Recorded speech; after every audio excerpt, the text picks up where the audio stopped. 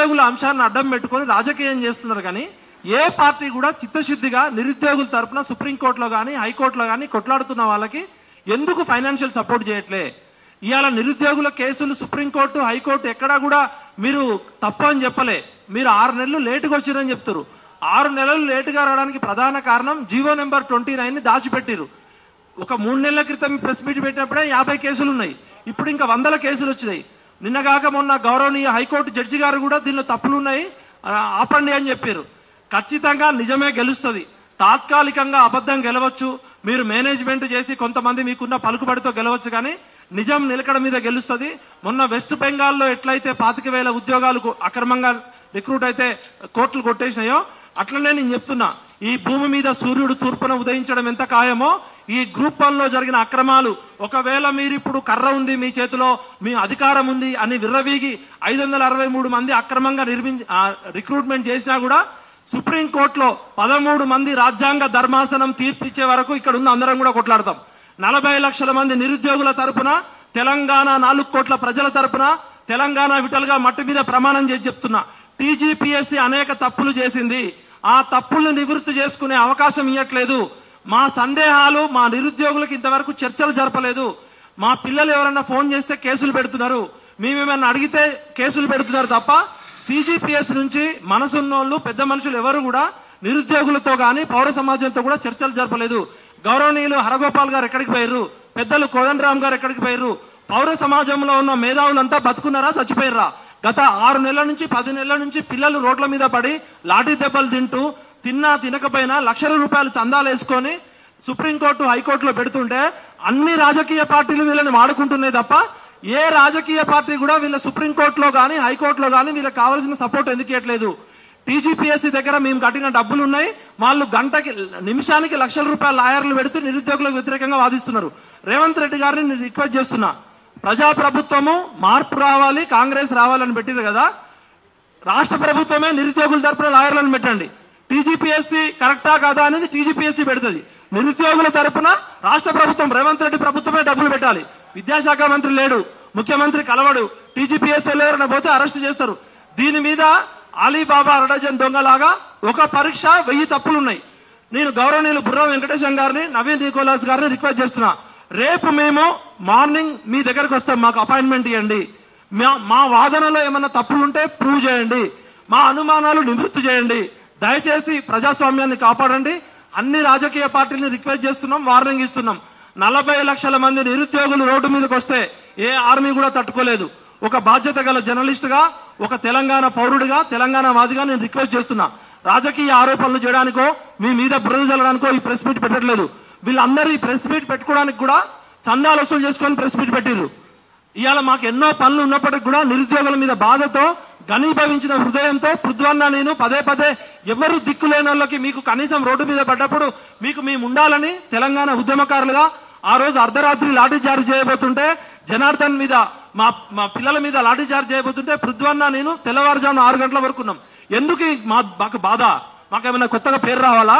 పృథ్వన్నకి నాకేమైనా కొత్తగా ఏమన్నా పేరు వచ్చేది ఉందా? ఎందుకు ఇంత బాధ అవుతుందంటే సమాజంలో ఉన్న పెద్ద మనుషులు, పౌర సమాజం పట్టించుకోవట్లేదు. దయచేసి మేధావులారా, తెలంగాణ వాదులారా, ఇది నిరుద్యోగుల అంశం. నిరుద్యోగుల అంశం అంటే తెలంగాణ అంశం.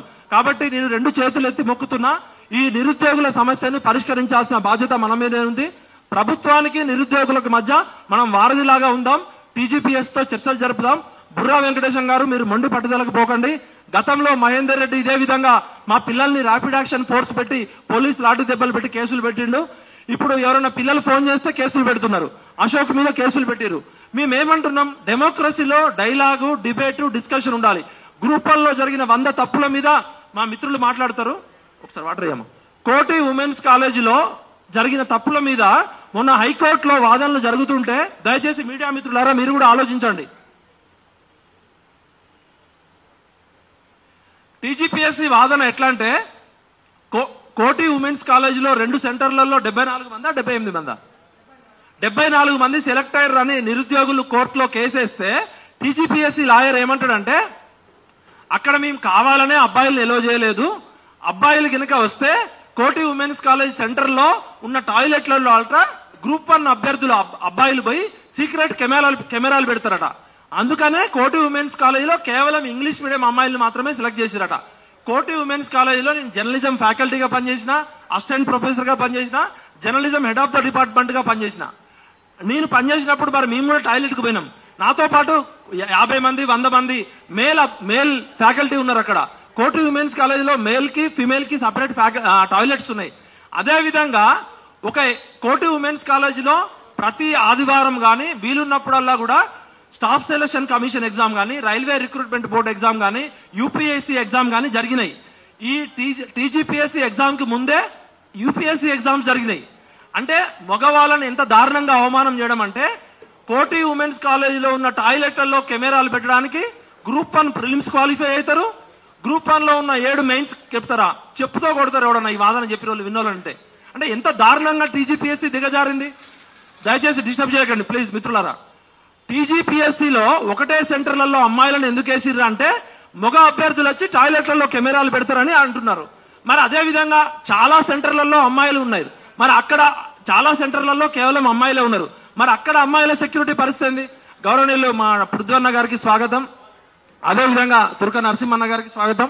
అన్న కొంచెం పృథ్వన్న గారికి. ఎంత దారుణమైన విషయం అంటే, అన్న రండి, సభ్య సమాజం మొత్తం హైకోర్టుకి టీజీపీఎస్సీ ఇచ్చింది ఏంటంటే, కోటి ఉమెన్స్ కాలేజీలో సీక్రెట్ కెమెరాలు పెడతారట. మరి మిగతా కాలేజీలలో కూడా అమ్మాయిలు ఉన్నారు కదా, మళ్ళీ వాళ్ళ సెక్యూరిటీ గురించి మీరేం జాగ్రత్తలు తీసుకున్నారు? ఇలా చెప్పుకుంటూ పోతే చాలా వివరాలు ఉన్నాయి. ఇప్పుడు ఇంకా చాలా విషయాలు అభ్యర్థులు మాట్లాడతారు. తర్వాత మా పృథ్వన్న, మా పూర్ణచంద్ర గారు, మా నరసింహ గారు సపోర్టింగ్ గా వచ్చినందుకు ధన్యవాదాలు చెప్తూ, ముఖ్యంగా అభ్యర్థులు గతంలో చెప్పిన విషయాలు కాకుండా క్లుప్తంగా మీడియాకి పాయింట్స్ తోటి లాజికల్ గా చెప్పండి.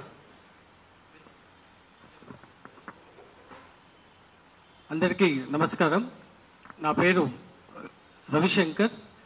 నేను 2010 నుంచి ఫ్యాకల్టీగా కాంపిటేటివ్ ఎగ్జామినేషన్ ఫ్యాకల్టీగా చెప్తున్నాను.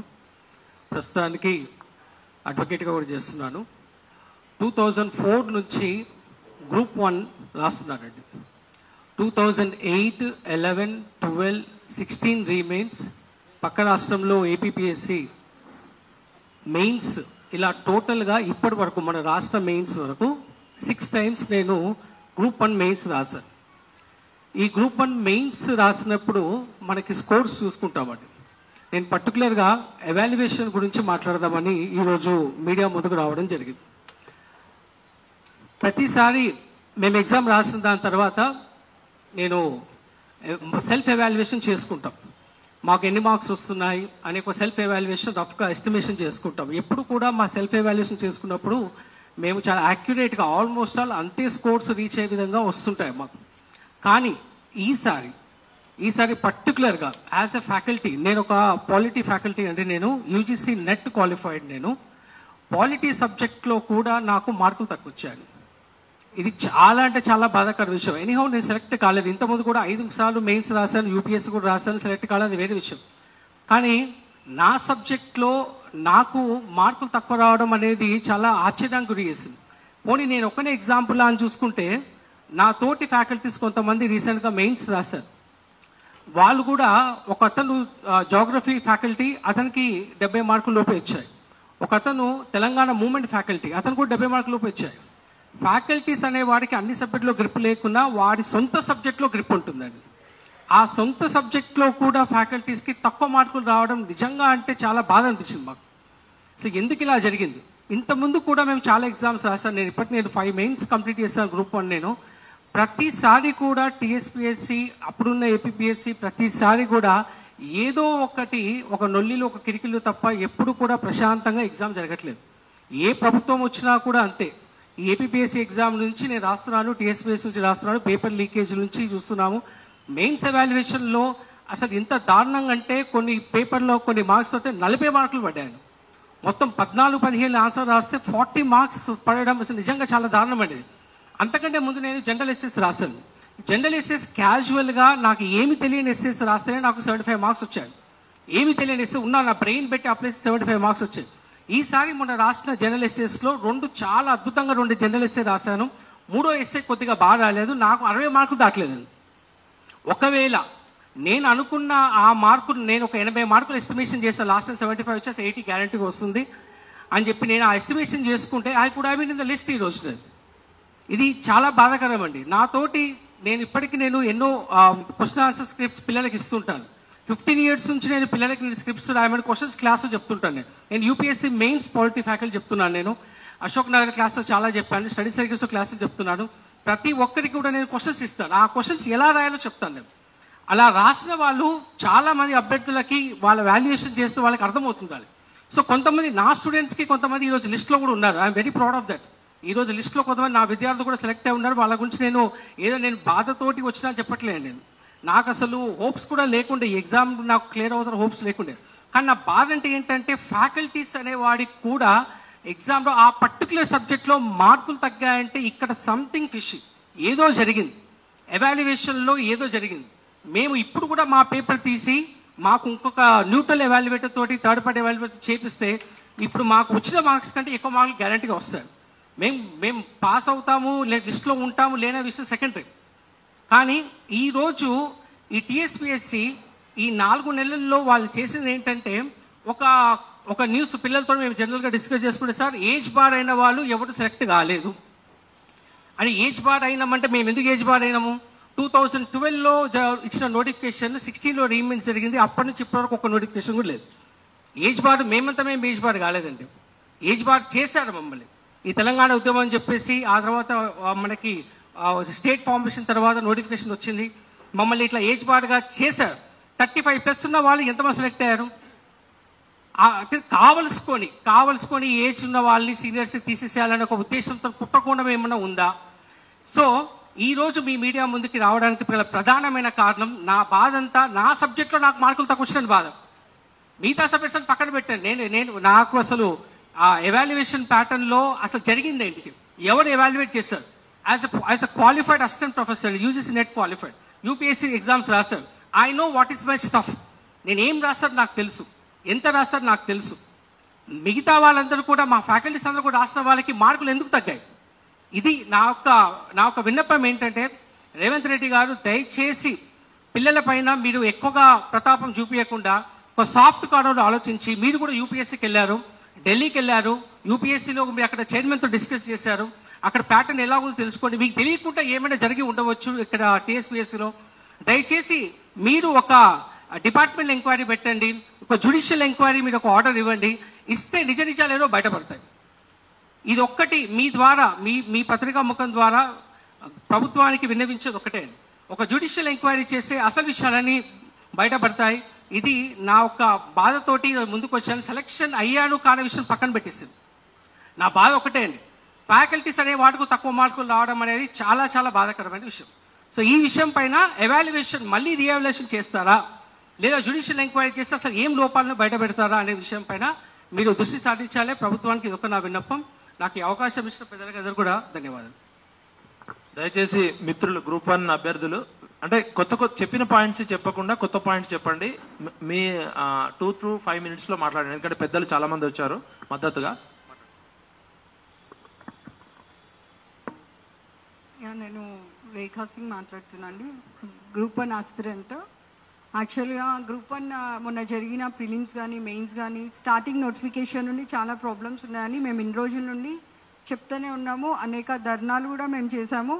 బట్ స్టిల్ గవర్నమెంట్ ముండి వైఖరి, ప్రిలిమ్స్ కండక్ట్ చేసింది, మెయిన్స్ కండక్ట్ చేసింది, అండ్ ఎట్ లాస్ట్ అపాయింట్మెంట్స్ కూడా ఇవ్వడానికి రెడీ అయింది.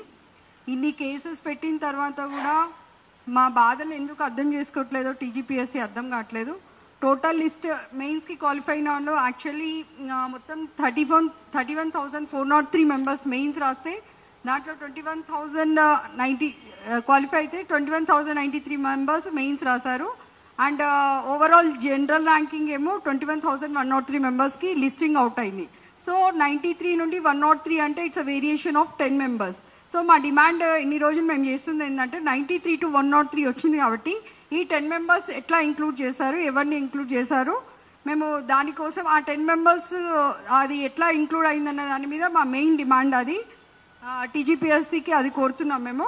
అండ్ ఒకటే సెంటర్ నుండి 74 మెంబర్స్ క్వాలిఫై అయ్యారు కాబట్టి అది ఎట్లా మీరు ఏ విధంగా ఒక్కటే అంటే ఒక్క సెంటర్ నుండి ఇంతమంది ఎట్లా క్వాలిఫై అవుతారు? టాప్ మార్క్స్ కూడా ఫ్రమ్ సెంటర్ 18-19 నుండి వచ్చిందన్న ఇన్ఫర్మేషన్ ఆల్మోస్ట్ అందరికి రీచ్ అయింది. సో ఇక్కడ ఒక్క పర్సన్ కి అండ్ పక్కన సేమ్ కామన్ నెంబర్స్ కి సేమ్ వెనకాల కూర్చున్న నెంబర్స్ వైజ్ గా కూర్చున్న వాళ్ళకి సేమ్ మార్కింగ్ ఎట్లొస్తుంది అనేసి ఇది ఒక మా మెయిన్ చాలా డౌట్ అండి. ఇది యాక్చువల్లీ దీన్ని రెడ్ ఫ్లాగ్ సిస్టమ్ అంటారు. When the persons getting the same marks then it is called that type of a process is called red flag process antaru. So according to the red flag process in the competitive exams, if the aspirant get the same marks as the marks are difference 0.5 atla difference unte, that is known as red flag process antaru. According to this, if the aspirants get same mark, investigation should be done. Example cheptanandi nenu 470 471 rule numbers, they got similar marks 253 253 ante this is example for red flag system anamata. Red flag process ki this one is the example.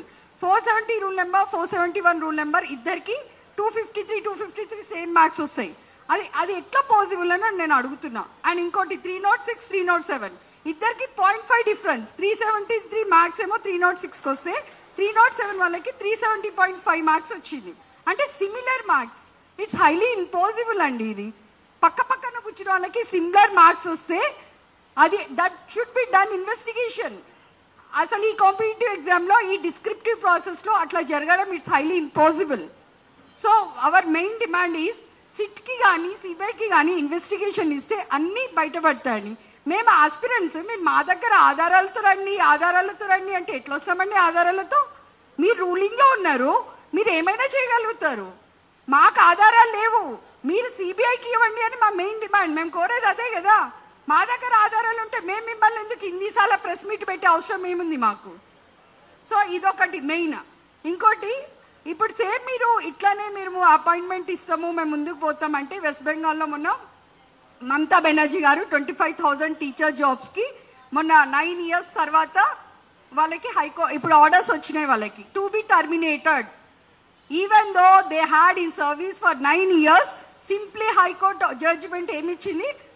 The process entire it should be terminated. వాళ్ళందరినీ service లో ఉండి remove చేసేసేయండి మంచిగా court order ఇచ్చింది. Even though they had receive the salaries for years together, still judgment ఏమొచ్చిందండి?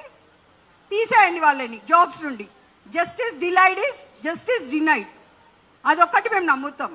Even though if the justice is delayed it will be denied. అంటే మాకు high courts లో నమ్మకం ఉంది. మాకు హైకోర్టులో సుప్రీం కోర్టులో ఆల్రెడీ మేము ఆల్రెడీ కేసెస్ వేసాము, నడుస్తుంది. సో వీఆర్ డెఫినెట్లీ మాకు జస్టిస్ జరుగుతుంది అని మాకు చాలా నమ్మకం ఉందండి. ఎందుకంటే పైన గాడ్ ఈజ్ ఆల్సో దేర్. మేము దేవుడి మీద కోర్ట్స్ మీద దేవుడి మీద కూడా నమ్మకం పెట్టుకుంటున్నాము. అండ్ ఇంకోటి ఒక టాప్ మోస్ట్ 100లో 40 members గర్ల్స్ ఉన్నారు. అంటే గర్ల్స్ కి రావద్దని అనట్లేదు. గ్రూప్ 1 జాబ్ లో టాప్ 100లో 40% వరకు గర్ల్స్ ఉన్నారంటే మరి గ్రూప్ 2లో 3%, గ్రూప్ 4లో 8. ఇట్లా అంటే జాబ్స్ గ్రేడ్స్ తగ్గే కొద్దీ అమ్మాయిలకి పోస్టింగ్ అనేది తగ్గిపోతుంది. ఇక్కడ గ్రూప్ 1 మెయిన్ పోస్ట్ కాబట్టి ఇక్కడ 40% వరకు రీచ్ అయ్యగలిగారు. తెలుగు మీడియం వాళ్ళు మొత్తం 8,000 members రాస్తే వాళ్ళలో కొంతమంది అసలు వాళ్ళ పాపం వాళ్ళ కరెక్షన్స్ కూడా వాళ్ళ ఇవాల్యుయేషన్స్ వాళ్ళ మార్క్స్ ఎంత దారుణంగా వచ్చాయండి. ఎగ్జాంపుల్ జైల్ సింగ్ అనే క్యాండిడేట్ ని తీసుకోండి. యూపీఎస్సీలో 139 మార్క్స్ వచ్చింది 250కి. ఆయన పరిస్థితి ఏంది? టీజీపీఎస్సీలో 46 మార్క్స్ ఆయనకి. అసలు ఆయన పేపర్ ఎవాల్యుయేషన్ చేసిందా అండి? చూడండి అసలు ఎవాల్యుయేషన్ అన్న ప్రాసెస్ ఎట్లా జరుగుతుందో. ఇంత మంచి నాలెడ్జ్ ఉన్న క్యాండిడేట్ యూపీఎస్సీలో అంత టాప్ స్కోర్ చేసిన క్యాండిడేట్ కి 40 మార్క్స్ టీజీపీఎస్సీలో. ఇట్లాంటి అన్ని కేసెస్ మాకు ఎదురైతావు అంటే మరి మేము ప్రెస్ మీట్ పెట్టకుండా ఏం చేయాలండి? Definitely I request the government, I request the TGPSC to take the necessary actions as early as possible. Thanks అమ్మా. కొంచెం బ్రీఫ్ గా చెప్పండి. ప్రత్యూష గారు, ప్రత్యూష గల్లీలో కొట్లాడుతుంది, ఢిల్లీలో కొట్లాడుతుంది. వాళ్ళ ఫాదర్ పాపము ఒక డిపార్ట్మెంట్ లో ఉండి కూడా ఢిల్లీలో వెళ్ళి ఆ అమ్మాయి ఆరోగ్యం అంతా ఖరాబ్ చేసుకొని వీళ్ళు ఢిల్లీలో వెళ్ళగానే వీళ్ళ ఫోన్లకి హై ఫ్రీక్వెన్సీ వచ్చి సిమ్లే పనిచేస్తున్నాయి. అంటే రాష్ట్ర ప్రభుత్వము ఎంత పెద్ద ఎత్తున మైక్రో లెవెల్ మేనేజ్మెంట్ చేస్తుంది. కోర్టుల్లో జడ్జీలకి లాయర్లకి డబ్బులు ఇవ్వకుండా పాపం వాళ్ళు చందాలు వేసుకొని చేయాల్సిన పరిస్థితి ఏర్పడది. కొన్ని రాజకీయ పార్టీల సంగతి కూడా అన్న పృథ్వన్న చెప్తాడు. అందరూ కలిసి నిరుద్యోగుల గొంతుకు వస్తున్నారు. ముఖ్యంగా ఎస్సీ ఎస్టీ బీసీలు మెరిట్ ఉన్న విద్యార్థుల గొంతుకు వస్తున్నారు. ప్రత్యూష, నువ్వు ఎగ్జాంపుల్స్ తో చెప్పమ్మా.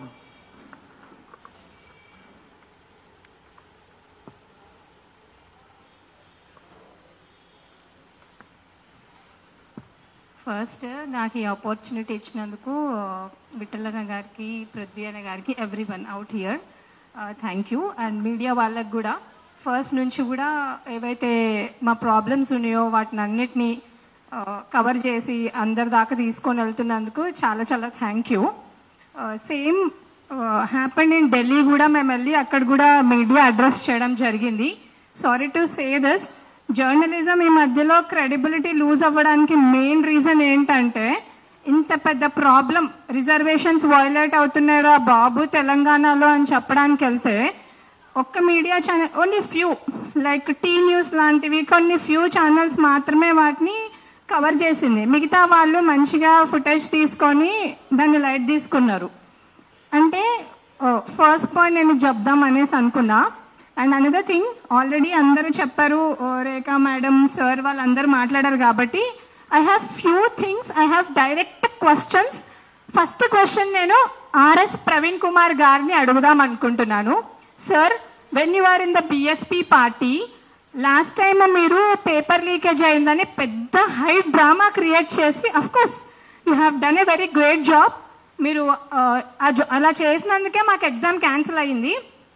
కానీ ఈ రోజు మీరే బయటకు వచ్చి చెప్పారు రీసెంట్ టైమ్స్ లో.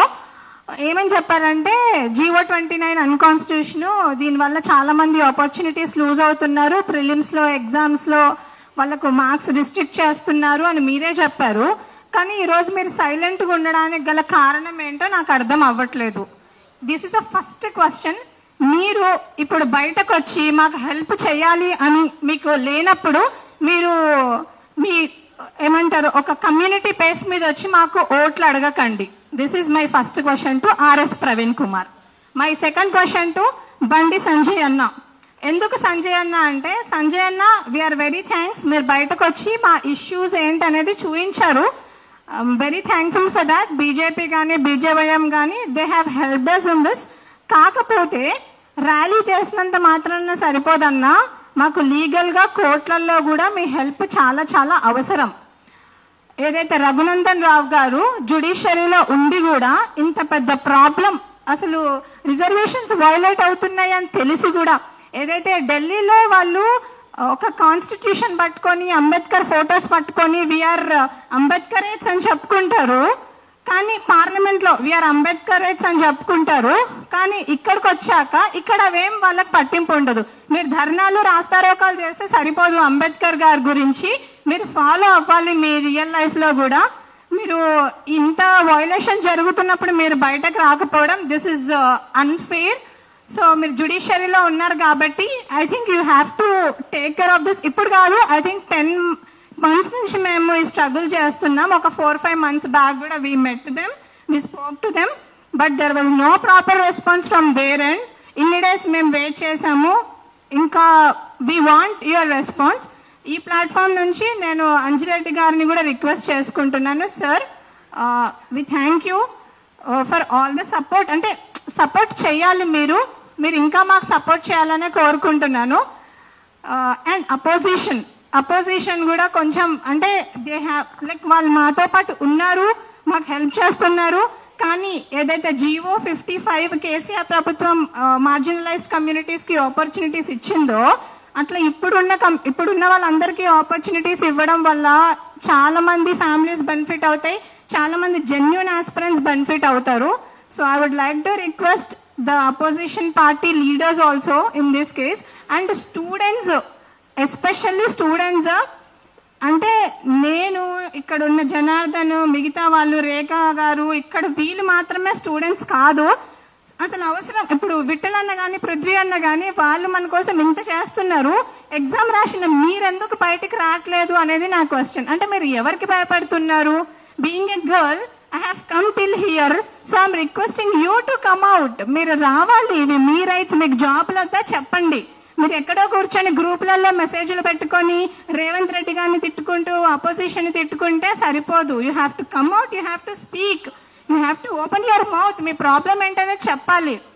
ఈ రోజుకి లాస్ట్ టైం కూడా మేము ధర్నా చేసాము, ఇప్పుడు కూడా ఇది కండక్ట్ చేసామన్నా. I want students to come at and ఒకవేళ జ్యుడిషియరీకి అపోజిషన్స్ కానివ్వండి, లీడర్స్ కానివ్వండి, ఎవరు హెల్ప్ చేసినా చేయకపోయినా I want you guys to contribute. నేను ఇప్పుడు ఓపెన్ గా సమాజాన్ని అడుగుతున్నా, సొసైటీని అడుగుతున్నా. ఈరోజు మేము సఫర్ అవుతున్నాము, రేపు మీ ఇళ్లలో మీ పిల్లలు కూడా సఫర్ అవుతారు, రేపు మీ చిల్డ్రన్ కూడా సఫర్ అవుతారు. కాబట్టి ఈ GO29 వల్ల ఎప్పుడైనా ఇది హార్మ్ఫుల్. సో మీ వాళ్ళు కూడా సఫర్ అవుతారు. బెటర్ అడ్మినిస్ట్రేషన్ కోసము మీరు ఒక మంచి ఆఫీసర్స్ ని సెలెక్ట్ చేసుకోవాల్సిన అవసరం ఎంతకన్నా ఉంది. సో టుడే అంటే ఇన్ని రోజులు we as an aspirants begged everyone, every political party, every opposition leader. కానీ today from this platform I'm requesting, I'm begging the society, being a girl, on behalf of all my aspirants and my fellow aspirants, I'm requesting, I'm begging everyone, you have to contribute to us in these cases. నిజంగా మా case చాలా చాలా genuine అండి. So definite గా మీరందరూ మాకు help చేస్తే, మీరందరూ కొంచెం క్రౌడ్ ఫండింగ్ చేస్తే డెఫినెట్ గా మేము ఈ కేసు గెలుస్తాము.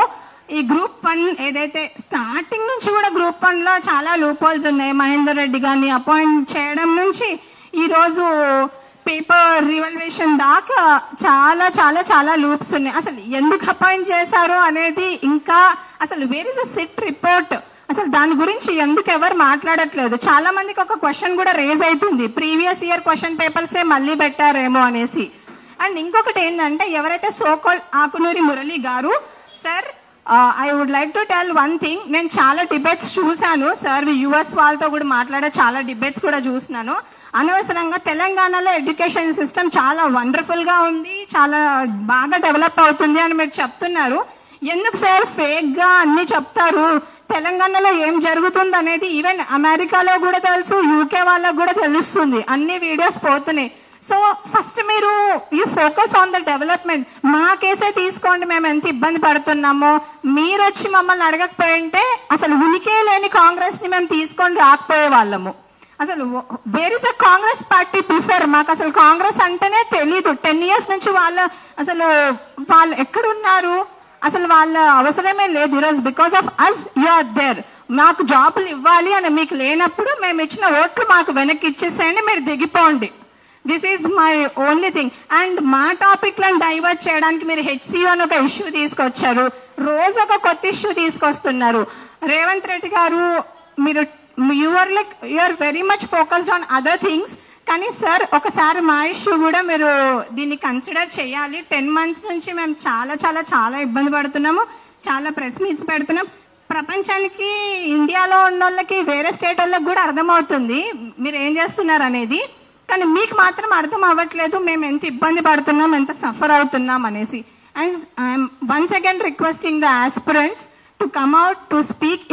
ఇంత జరుగుతున్నప్పుడు మీరు ఇంకా కామ్ గా కూర్చుంటే, I don't think so you are human beings. Okay, ఎందుకంటే ఎవరికి అవసరం లేదు, ఇక్కడ ఉన్న వాళ్ళు ఎవరికి అవసరం లేదు మన ఇష్యూస్ గురించి. You have to come out. మీరు పోరాడాలి. మీకు జాబ్ కావాలంటే జెన్యూన్లీ కమ్ అవుట్ అండి.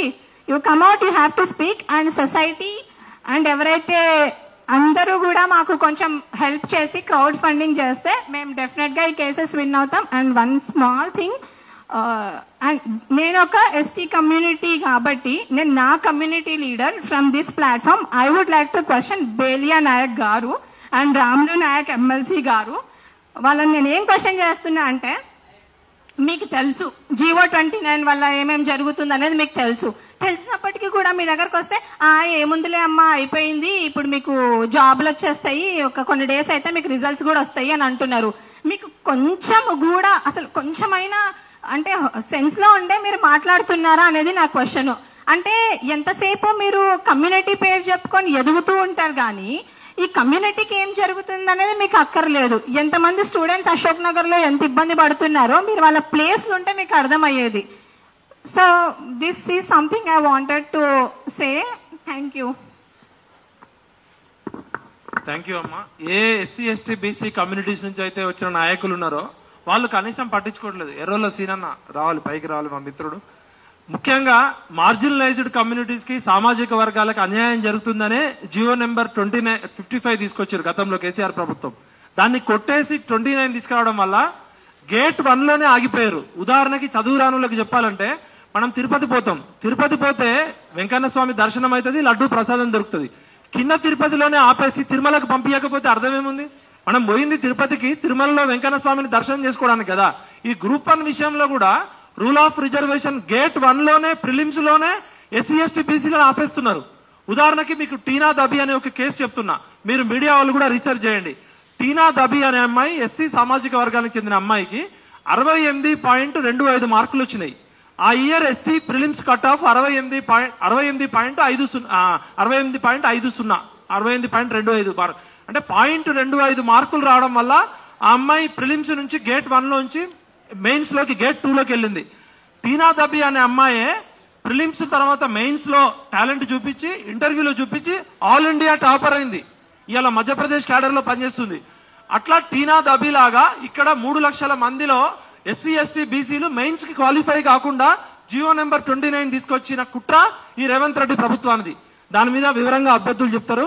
ఖచ్చితంగా ఏ తెలంగాణ వస్తే మా ఉద్యోగాలు మాకు వస్తాయని ఈ భూమిపుత్రులు కొట్లాడి లక్షల మంది చనిపోయారో, ఆ భూమిపుత్రుల గొంతు కోస్తున్నది ఈ రేవంత్ రెడ్డి ప్రభుత్వం. ఖచ్చితంగా ఈ 40 లక్షల మంది నిరుద్యోగులు రోడ్డు మీదకి తీసుకొచ్చే పరిస్థితి కూడా రేవంత్ రెడ్డి ప్రభుత్వమే తీసుకొస్తుంది. మేము రాజకీయాలు మాట్లాడట్లే, అన్ని పార్టీల్లో మంచోళ్ళు ఉంటారు, చెడ్డోళ్ళు ఉంటారు. ఖచ్చితంగా నిరుద్యోగుల ప్రశ్నలకి సమాధానం చేయకపోతే టీజీపీఎస్సీ ఉండదు, ఈ ప్రభుత్వం ఉండదని వార్నింగ్ ఇస్తున్నాం బిడ్డ, గుర్తుపెట్టుకోండి. ఇప్పుడు రవి గారు మాట్లాడతారు. తక్కువ సమయంలో మీరు చెప్పదలుచుకున్న పాయింట్లు చెప్పు.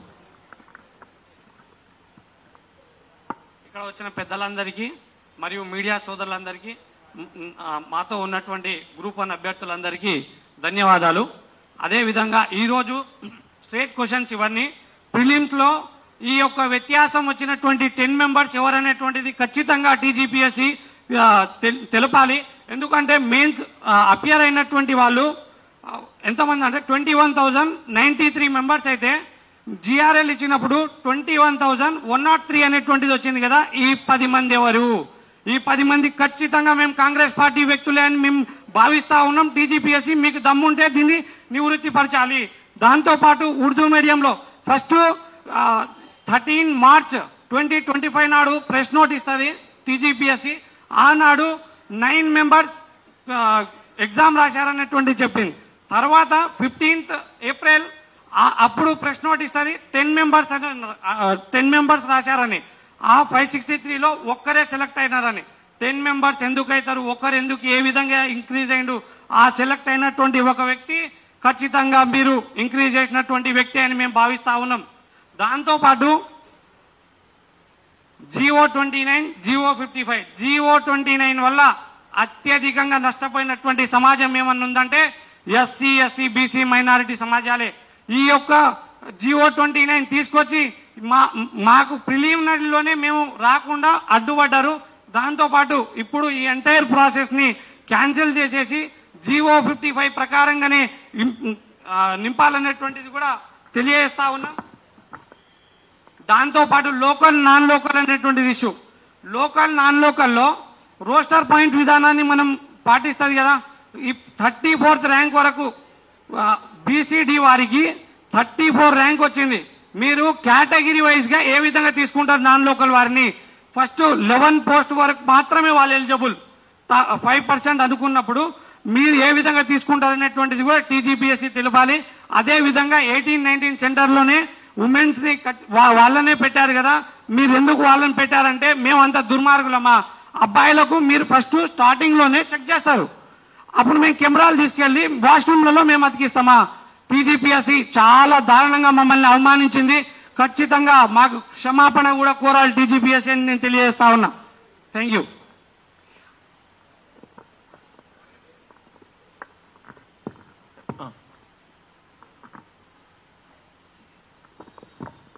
హలో, నా పేరు దామోదర్ రెడ్డి అండి. సూర్యాపేట నుంచి రావడం జరిగింది. ముందుగా తెలంగాణలో ఉన్నటువంటి ప్రధాన సమస్య నిరుద్యోగ సమస్య.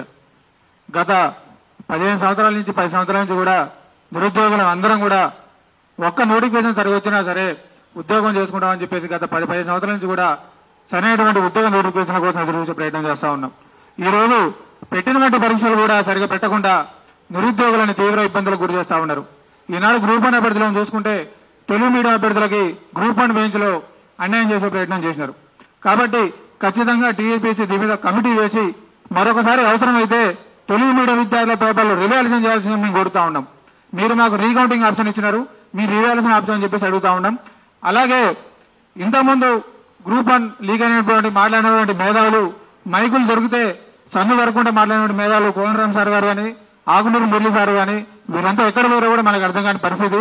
వీళ్ళంతా ఎందుకు సైలెంట్ కూడా మాకు అర్థం కావట్లేదు. కాబట్టి మీరు కూడా మేధావులు దయచేసి అందరూ బయటకు వచ్చి ఈ నిరుద్యోగ సమస్య మీద కానీ ఈ గ్రూప్ 1 సమస్య మీద మాట్లాడాల్సిన మేము కోరుచున్నాం. ఎందుకంటే ఇంతమంది నిరుద్యోగులు తీవ్ర అరిగోసపడతా ఉన్నారు. సుమారు గ్రూప్ 1 నోటిఫికేషన్ వచ్చి కూడా 10-15 సంవత్సరాలు అవుతా ఉన్నది.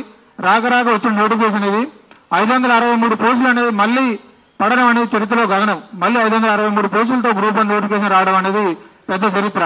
కాబట్టి ఇక్కడ సుమారు తెలంగాణ ఉద్యమంలో పాల్గొని ఉస్మానియా యూనివర్సిటీలో ఉంటూ పోలీసుల లాఠీలు దెబ్బలు తిని వాళ్ళ ఉద్యమంలో పాల్గొని ఉద్యమ చరిత్ర చదువుతూ కూడా ఉద్యమ కాలంలో ఉంటూ కూడా మాకు ఉద్యమ చరిత్ర మీద ఇంత అవగాహన ఉన్నది, మాకే 50-60 మార్కులు వస్తే మిగతా వాళ్ళ పరిస్థితి అని చెప్పేసి కూడా చాలా మంది నిరుద్యోగులు ఆపుతా ఉన్నారు. కాబట్టి ప్రతి ఒక్కరికి న్యాయం చేయాల్సిందిగా టీఎస్పీసీ కోరుతున్నాను. అలాగే ప్రభుత్వాన్ని కూడా గౌరవ ప్రయత్నం చేస్తా ఉన్నాను. అలాగే ఈ ప్రభుత్వాన్ని కూడా ఒకటే కోరుతా ఉన్నాను, సార్ మీరు దయచేసి మధ్యలో ఎవరో చెప్పే మాటలు నమ్మే ప్రయత్నం చేయొద్దు. ఒక 100 మంది నిరుద్యోగులను పిలిపించుకోండి. మీరు ప్రగతి భవన్ పిలుస్తారా, సెక్రటరీ పిలుస్తారా, లేదంటే రేవంత్ రెడ్డి గారు మీ ఇంటికి పిలుస్తారా, అది మీ ఇష్టం. ఒక 150 మెంబర్స్ మేమే వస్తాం. డైరెక్ట్ గా మనం ఎదురు కూర్చొని చర్చలు మొదలు పెడితే అసలు నిరుద్యోగ సమస్యలు ఏంటని చెప్పేసి రైటింగ్ మీకు తెలుస్తాయి. మీరు మాకు ఏం సమాధానం చెప్తారో మాకు కూడా అర్థమవుతుంది. కాబట్టి ఈనాడు ప్రభుత్వం ఏర్పడడానికి కారణం మేము నిరుద్యోగులం. మా రెక్కలు ముక్కలు చేసుకొని మేము ప్రచారం చేసి ఈ రోజు మీ అధికారంలోకి వచ్చారు. కానీ అధికారంలోకి వచ్చిన తర్వాత నిరుద్యోగులను స్పందించే ప్రయత్నం చేస్తా ఉన్నారు. కాబట్టి ఈ గ్రూప్ 1 లో కూడా జియో 29 అనే సమస్య ఎస్సీ ఎస్టీ అభ్యర్థులకు ఉడితాడు లెక్క తయారైంది. కాబట్టి దీన్ని కూడా తొలగించాలని చెప్పేసి కోరుతా ఉన్నాను. అలాగే మనకి అవకాశం ఇచ్చినటువంటి పెద్దలకు కూడా అందరికీ ధన్యవాదాలు తెలియజేస్తా ఉన్నాను. ఇక్కడ ప్రధానంగా గ్రూప్ 1 అభ్యర్థుల బాధ తెలియజేయడం కోసము, కాబట్టి అభ్యర్థులు వీలైనంత ఎక్కువ మంది మాట్లాడాలని రిక్వెస్ట్ చేస్తున్నాము. అందరికీ నమస్కారం. నా పేరు రెడపాక రవి, మాది నల్గొండ జిల్లా. మన తెలంగాణ సమాజం ఎలాంటిదంటే ఆనాడు చందా రైల్వే కానీ మొదలు పెడితే మొన్నటి వరకు కూడా కాంగ్రెస్ ఎన్నిక వరకు కూడా మేధావి వర్గం అనేది చాలా యాక్టివ్గా మేల్కొంది. ఈ 16 నెలలకెళ్ళి ఈ మేధావి వర్గం అనేది నిమ్మకు నీరెత్తనట్టు పండుకుంటుంది ఊకనే ఇంట్లో. మరి వాళ్ళు నిద్రపోయిర్రా లేకపోతే ఏం చేస్తున్నారు అనేది అర్థం కావట్లేదు. తెలంగాణ ఉద్యమంలో భాగంగా అందరం కొట్లాడినాం, అందరం ఆ రోజు పదవులకు ఆశపడలేదు. ఈ కాంగ్రెస్ గవర్నమెంట్ వచ్చినాక ఈ మేధావి వర్గం మాత్రం పదవులకు ఆశపడ్డది. ఇవాళ అశోనార్లో పండుకున్నప్పుడు ఈ మేధావి వర్గం వచ్చి ఆ రోజు ఏం చెప్పిందా అంటే కేసీఆర్ ఉద్యోగాలు ఇస్తారు, కేసీఆర్ మీద కొట్లాడదామని అందరూ చైతన్యం చేసింది. హాస్టల్లో పండుకుని ప్రతి ఒక్కరిని లేపింది. ఈ రోజు అదే నిరుద్యోగి అన్ని రకాల ఇబ్బందులు పడుతున్నప్పటికీ ఈ మేధావి వర్గం పదవులు తీసుకొని సైలెంట్గా పండుకుంది. అదేవిధంగా ఈ గ్రూప్ 1 ఇష్యూ 16 నెలలకెళ్ళి జరుగుతున్నప్పటికి కూడా ఇంతవరకు కూడా ఒక్కరు కూడా స్పందించట్లేరు. ఆర్ఎస్ ప్రవీణ్ కుమార్ సార్ అయితే ఎన్నో ముచ్చట్లు చెప్పిండు, అదే చేద్దాం బిడ్డ, అవసరమైతే సుప్రీంకోర్టు దాకా వస్తామన్నాడు. మొన్న మన అభ్యర్థులు తిరుగుతున్నప్పటికి కూడా ఎవరు కూడా స్పందించట్లేరు. దయచేసి ఈ మేధావర్గం ఇకనైనా మేల్కొని అందరికీ మా గ్రూప్ 1 అభ్యర్థులందరికీ కొంచెం పుషప్ ఇస్తారని అనుకుంటున్నాం. అభ్యర్థులందరూ ఏం కాదు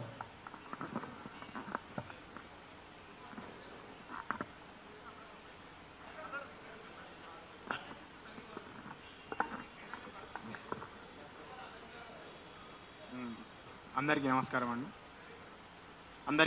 అండి. ఇక్కడికి వచ్చిన పెద్దలు, గౌరవనీయులు తెలంగాణ విఠల్ గారికి మరియు వృద్ధి గారికి మరియు దామోదర్ రెడ్డి గారికి, జనార్దన్ అన్న గారికి ఈ అవకాశం ఇచ్చినందుకు నేను కృతజ్ఞతలు తెలుపుతున్నాను. ఇక్కడ విషయం ఏంటంటే తెలంగాణలో నిరుద్యోగులకి చాలా అన్యాయం జరుగుతుంది. తెలంగాణలో తెలుగు మీడియంలో రాసిన నిరుద్యోగులకి చాలా అన్యాయం జరిగిందండి. 8,000 మంది నిరుద్యోగులు తెలుగులో రాస్తే అసలు ఎవరికి న్యాయం జరగట్లేదు. అంటే తెలంగాణలో ప్రథమ భాష అయిన తెలుగుకే అన్యాయమా? తెలంగాణలో తెలుగులో రాస్తే వాళ్ళకే ఉరితాడా? చెప్పండి ఒకసారి. నేను అడిగేది టీజీపీఎస్సీ చైర్మన్ బుర్రా వెంకటేశం గారికి. అక్కడ పక్క రాష్ట్రంలో పక్క రాష్ట్రంలో ముఖ్యమంత్రి వాళ్ళకు మరాఠీ ప్రథమ భాష అంటే ఇక్కడ మన తెలంగాణలో తెలుగు భాషనే తొక్కేస్తున్నారు. ఎందుకండి ఇంత దౌర్జన్యం? అడిగితే దౌర్జన్యాలు, లాఠీ దెబ్బలు, అందరినీ తొక్కేస్తున్నారు, గొంతులు నొక్కేస్తున్నారు. ఇంత దౌర్జన్యమా? నిరుద్యోగులని తొక్కేస్తున్నారు, తెలుగు మీడియం వాళ్ళని శాశ్వతంగా తొక్కేస్తున్నారు, తెలుగు భాషని అంతం చేయాలని చూస్తున్నారు. తమ్ముడు చెప్పిన దానిలో ఏంటంటే మన టీజీపీఎస్సీ ఎగ్జామ్ ఆన్సర్ షీట్ లో మీడియం ఉంటది, Telugu, Urdu, Hindi, Telugu, Urdu, English.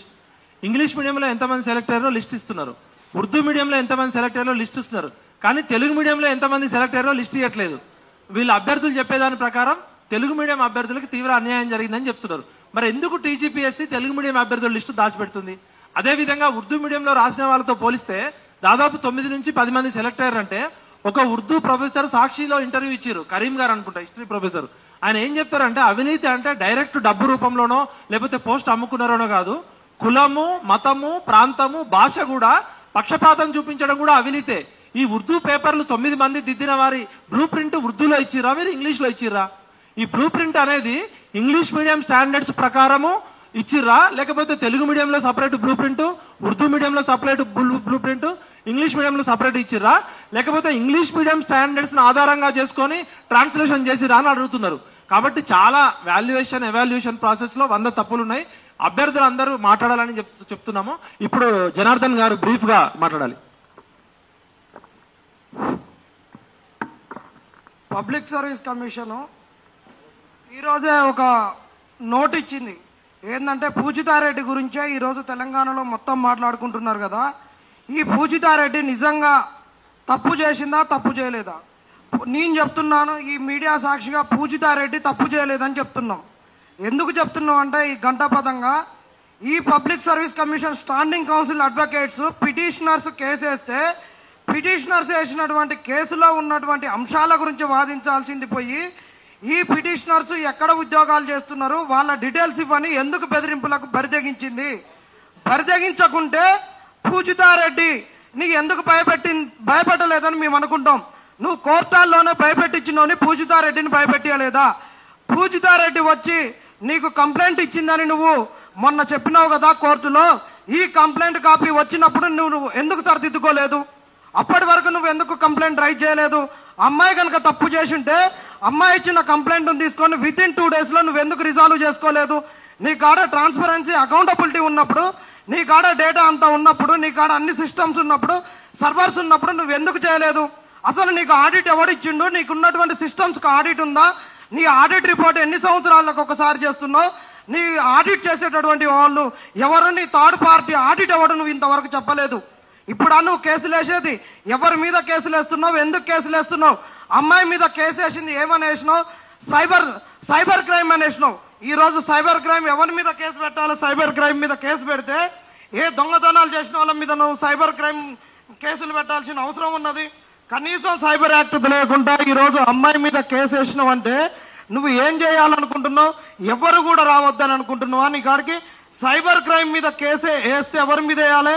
Investment frauds చేసిన వాళ్ళ మీద వేయాలి, ట్రేడింగ్ లో ఫ్రాడ్స్ చేసిన వాళ్ళ మీద వేయాలి, ఓటీపీ ఫ్రాడ్స్ చేసిన వాళ్ళు బ్యాంకింగ్ దాంట్లో చేసిన వాళ్ళకి వేయాలి, debit card credit card fraud చేసిన వాళ్ళ మీద వేయాలి, డేటింగ్ ఫ్రాడ్స్ చేసిన వాళ్ళ మీద వేయాలి, హ్యాకింగ్ చేసిన వాళ్ళ మీద వేయాలి, పోర్నోగ్రఫీ చేసిన వాళ్ళ మీద వేయాలి, ఎకనామిక్స్ ఫ్రాడ్ చేసిన వాళ్ళ మీద వేయాలి, సైబర్ దాంట్లో చేసిన వాళ్ళ మీద వేయాలి, ఈమెయిల్స్ ఈ విధంగా ఎన్నో చేసిన వాళ్ళ మీద వేయాలి. ఇవాళ అమ్మాయి నాకు రీకౌంటింగ్ పెట్టుకుంటే మార్కులు తగ్గినాయని పోతే అమ్మాయి సైబర్ క్రైమ్ ఎట్లయితుంది? అమ్మాయి యొక్క నువ్వు డీటెయిల్స్ అన్ని పెడుతున్నావు కదా, ఎట్లయితే చెప్పంటున్నావు? అసలు నీ మీద కేసులు వేయాలి. నిరుద్యోగులారా మీరందరూ పోయి వీళ్ళ మీద కేసులు వేయాల్సిన అవసరం ఉన్నది. వీళ్ళ మీద నీ మీద కేసు వేయనందుక వికీపీడియాను ప్రమాణికము తెలుగు ప్రమాణికం కాదన్నప్పుడే నీ మీద కేసు వేస్తే ఆ రోజు నీ లా కూడా కొడితే నీకు అర్థమయ్యేది. ఆ రోజు నీ మీద కేసు వేయనందుకు వీళ్ళ మీద కేసు వేస్తున్నావు. ఒక వెబ్ నోట్ లో నువ్వు ఉర్దూలో 9 మంది రాసిరని నిన్న ఇచ్చినటువంటి రిజైండర్లో 10 మంది అని చెప్పినప్పుడు నీ మీద కేసు వేయకపోవడం నిరుద్యోగులు చేసినటువంటి ఒక పెద్ద తప్పు.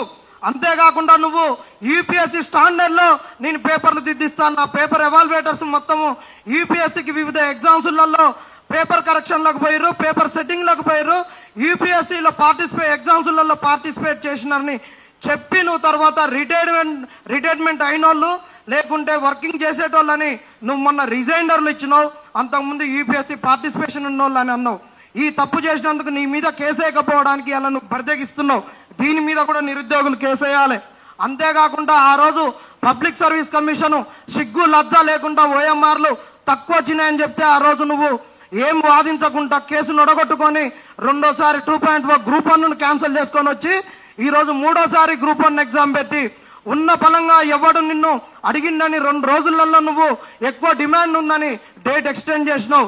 నీ నోటిఫికేషన్ నువ్వు డేట్ ఎందుకు ఎక్స్టెండ్ చేసుకొని నువ్వు నీ రూల్స్ ను వయలేట్ చేసుకున్నావు. ఆ రోజు అడగనందుకు ఆ రోజు నిన్ను కోర్టు రీ ఎగ్జామ్ పెట్టమంటే నువ్వు నోటిఫికేషన్ రద్దు చేసినప్పుడే ఈ నిరుద్యోగులు నిన్ను నిలదీసి కేసు అయినందుకు ఈ రోజు నిరుద్యోగుల మీద కేసులు పెడుతున్నావు. రూల్ 15.2 వయలేట్ చేసి నువ్వు ప్రొవిజనల్ మార్క్స్ లిస్ట్ ఇవ్వకుండా డైరెక్ట్ ఇండివిజువల్ లాగిన్స్ ఇచ్చి ఇండివిజువల్ లాగిన్స్ మార్క్స్ తీసేసి రికౌంటింగ్ లో మార్కులు తగ్గినాయి అన్నప్పుడు నిరుద్యోగులు నీ కాడికి వస్తే ఆ రోజు నువ్వు సమాధానం చెప్పినప్పుడు నీ చంపలు పలగొట్టుంటే ఈ రోజు నువ్వు మా మీద కేసులు వేసేటోని కాదు. అంతేకాకుండా నాన్ లోకల్లో ఈ రోజు ముగ్గురిని సెలెక్ట్ చేసినావు. నాన్ లోకల్లో ఉన్నటువంటి వాళ్ళకు ఒకళ్ళకు బీసీడీ రిజర్వేషన్ ఇచ్చినావు. నాన్ లోకల్ వేరే స్టేట్ వాడికి అసలు రిజర్వేషన్స్ ఉండవు. ఈ రిజర్వేషన్స్ ఇచ్చినప్పుడే నేను నోటిఫికేషన్ లో ప్రిలిమ్స్ లో నేను వయలేట్ చేసినప్పుడు నిరుద్యోగుల్ని బట్టలింపి నీ ఈ పలగొడితే ఈ రోజు నువ్వు మా మీద కేసులు వేసేటోని కాదు. లిస్ట్ లో నువ్వు పేర్లు లేవు. నిన్న వచ్చినటువంటి యూపీఎస్సీలో ఎవరికి వాని హాల్ టికెట్ నెంబర్ వాని పక్కన పేరుంది. కానీ ఈ రోజు నువ్వు ఇచ్చినటువంటి లిస్ట్ లో ఒక్కని పేరు లేదు. పేర్లు లేకుండా ఉన్నందుకు అసలు నీ మీద ఎమ్మటే ఆ రోజు నువ్వు జిఆర్ఎల్ ఇవ్వకుండా ఇండివిజువల్ లాగిన్ ఇచ్చినప్పుడే నీ మీద కేసు వేయాలి. నువ్వు జిఆర్ఎల్ ఇచ్చినప్పుడు నువ్వు అనెక్సరీ 1 ఇచ్చినప్పుడు నీ మీద అందరు పోయి కేసులు వేస్తే ఈ రోజు నువ్వు గమన ఊకునేటోనివి. అంతేకాదు 2 హాల్ టికెట్ నెంబర్స్ ఇచ్చి ఈ రోజు నీ ఎగ్జామ్ హాల్ టికెట్ ప్యాటర్న్ మొత్తాన్ని నువ్వు చేంజ్ చేసినావు. ఈ రోజు కోటి ఉమెన్స్ లో అచ్చం ఆడోళ్ళకి ఇచ్చినావు. నారాయణమ్మ కాలేజీలో అచ్చం మొగోళ్ళకి ఇచ్చినావు. మరి నారాయణమ్మ కాలేజీలో మొగోళ్లే ఉన్నారు కదా. ఇప్పటి వరకు మరి ఆ మొగోళ్ళు రాసిన వాళ్ళందరూ కూడా ఎన్ని సీసీ క్యాములు పెట్టిర్రు, సీసీ ఫుటేజీలు పెట్టి మరి అమ్మాయి బాత్రూమ్లకి వెళ్ళి వచ్చిన వీడియోలను మార్కెట్ లో ఎన్ని అమ్ముకున్నారో మరి పబ్లిక్ సర్వీస్ కమిషన్ ఎందుకు చెప్పలేదు? ఈ రోజు మరి మగ పోరగాళ్ళు వీళ్ళు కేవలం ఎగ్జామ్ పేరుతో పోయి లోపడిపోయి అమ్మాయిల బాత్రూమ్లలో సీసీ క్యామ్లు పెట్టొస్తారని ఇజ్జత్ మానం తీసినవే మగ పోరగాళ్ళది ఆస్పిరెంట్స్ మొత్తం. ఆ రోజే నీకు ఈ మేల్ ఆస్పిరెంట్స్ అందరు నీ మీద కేసు పెడితే నీకు అర్థమయ్యేది. అందుకే నిరుద్యోగులారా చెప్తున్నాం, వీళ్ళ మీద ఈ 10 అంశాల మీద పబ్లిక్ సర్వీస్ కమిషన్ మీద కేసులు వేయడమే కాదు, మరి అసలు ఈ మగ జాతి అంటేనే ఈ సీసీ క్యామ్లు పెట్టేసి వాళ్ళ బాత్రూమ్లలో జరిగే చూస్తుందన్నట్టు ఈ రోజు కోర్టులో చెప్పినందుకు వీళ్ళ మీద మగోళ్ళందరూ కూడా మేల్ ఆస్పిరెంట్స్ అందరూ కూడా పరువు నష్టం దావేయాల్సిన అవసరం ఉన్నది. ఈ అన్నేస్తే గానీ పబ్లిక్ సర్వీస్ కమిషన్ బరి తెగింపులకు అడ్డుకట్టబడుతుంది. ఇవన్నీ చేయనందుకు నిరుద్యోగులను భయపెట్టిస్తున్నది. ఖబర్దార్ టీజీపీఎస్సీ నువ్వేమనుకుంటున్నావో, నువ్వు కేసులు పెట్టి భయపెట్టిస్తాని నువ్వు కేసులు పెడుతుంటే ఎవరు రారు కోర్టుకు.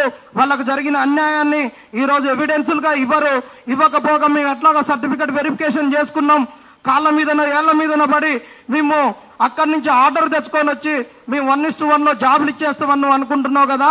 నువ్వు అనుకున్నట్టు ఉండదు అన్నా. సీనన్నా మేము చెప్తున్నాం, మీరు ఇక్కడ తెలంగాణలో జరగబోయేటటువంటి ఈ మీ సభలో కూడా మీరు డిక్లరేషన్ ఇప్పియాలి. మీ రాష్ట్ర అధ్యక్షుల గారితో కేసీఆర్ గారితో మీరు ఖచ్చితంగా ఒక మాట చెప్పియాలన్నా. ఇది మా గోస.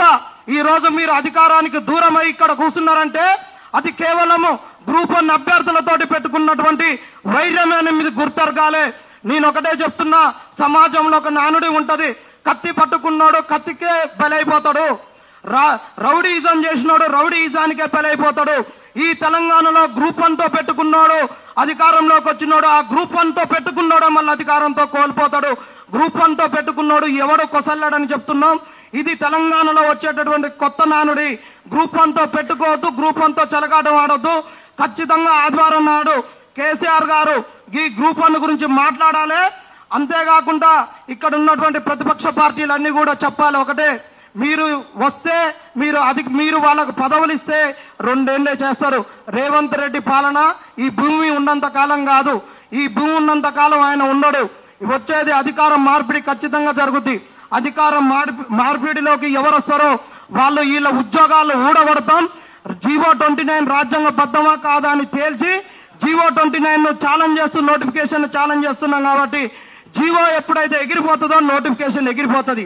ఆ నోటిఫికేషన్ ఎగిరిపోగానే ఆ నోటిఫికేషన్ ద్వారా వచ్చిన ఉద్యోగాలు కూడా ఎగిరిపోవాలని మేము కోరుకుంటున్నాం. ఆ విధంగా మేము వచ్చినాక వెంటనే ఆ ఉద్యోగాలు ఊడగొట్టి రాజ్యాంగం ఏదైతే కోరుకుందో అంబేద్కర్ ఇచ్చినటువంటి రాజ్యాంగం ప్రకారమే వీళ్ళు అధికారంలోకి వచ్చి రాజ్యాంగాన్ని కాపాడుకునేటట్టు చేస్తామని ప్రతిపక్షాలన్నీ ప్రకటించాలి. సీనన్నకు మరీ చెప్తున్నాం, మీరు వెళ్లి మీ అధిష్టానంతో మాట్లాడి ఆదివారం నాడు జరిగే సభలో మా గురించి కనీసం 5 మాటలన్నా మాట్లాడియాలని మేము వేడుకుంటున్నాం. ఈ అవకాశం ఇచ్చిన పెద్దలందరికీ కూడా ధన్యవాదాలు. వాస్తవానికి సమయం తక్కువ ఉంది. దయచేసి మనం ఈ సమస్య పరిష్కారం దిశగా మాట్లాడాలి. ఇప్పుడు ఎర్రోల శ్రీనివాస్ గారు నన్ను మాట్లాడాల్సింది.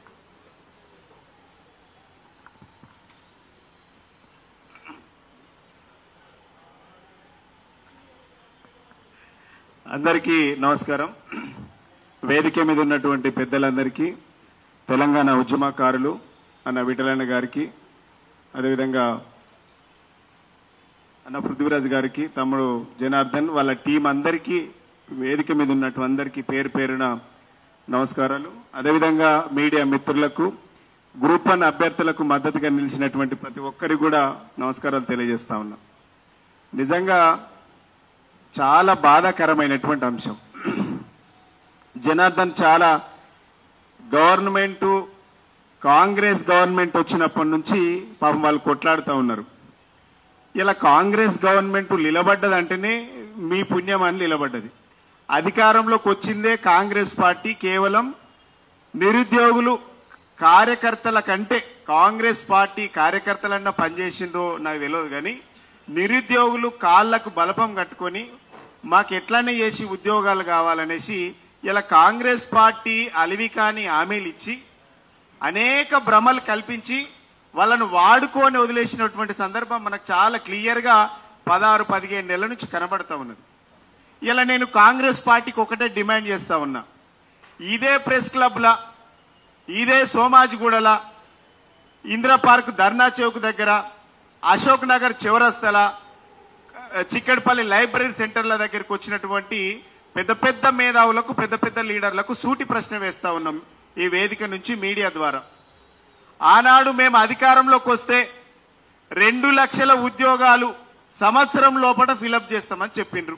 వచ్చినాయా మీ 2 లక్షల ఉద్యోగాలు? ఇచ్చిండ్రా మీ 2 లక్షల ఉద్యోగాలు? మీరు ఇచ్చినటువంటి మేనిఫెస్టో ప్రకారం జనవరిలో ఏం ఉద్యోగాలు ఇస్తున్నారు, ఫిబ్రవరిలో, మార్చిలా, మేలా, ఇట్లా డిసెంబర్ వరకు మీరు మేనిఫెస్టోలో పెట్టిండ్రు. ఒక్క మేనిఫెస్టోలో మీరు పెట్టినటువంటి మేనిఫెస్టో ద్వారా మీరు ఇచ్చినటువంటి అసెంబ్లీలో ప్రకటన చేసుకున్నటువంటి దాని ద్వారానైనా నిజంగా మీరు 2 లక్షల ఉద్యోగాలు ఈ తెలంగాణ నిరుద్యోగకి ఇచ్చి యువతకి ఇచ్చిండ్రా అని మేము ప్రశ్న వేస్తా ఉన్నాం.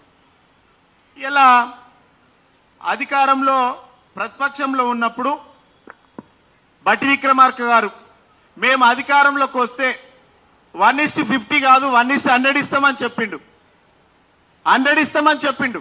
ఇలా బట్టి విక్రమార్క గారికి మేము అడుగుతా ఉన్నాం, ఈ ముఖ్యమంత్రి రేవంత్ రెడ్డి గారికి మేము అడుగుతా ఉన్నాం, 1:100 ఇస్తామని ఓట్లు వేయించుకున్నావు.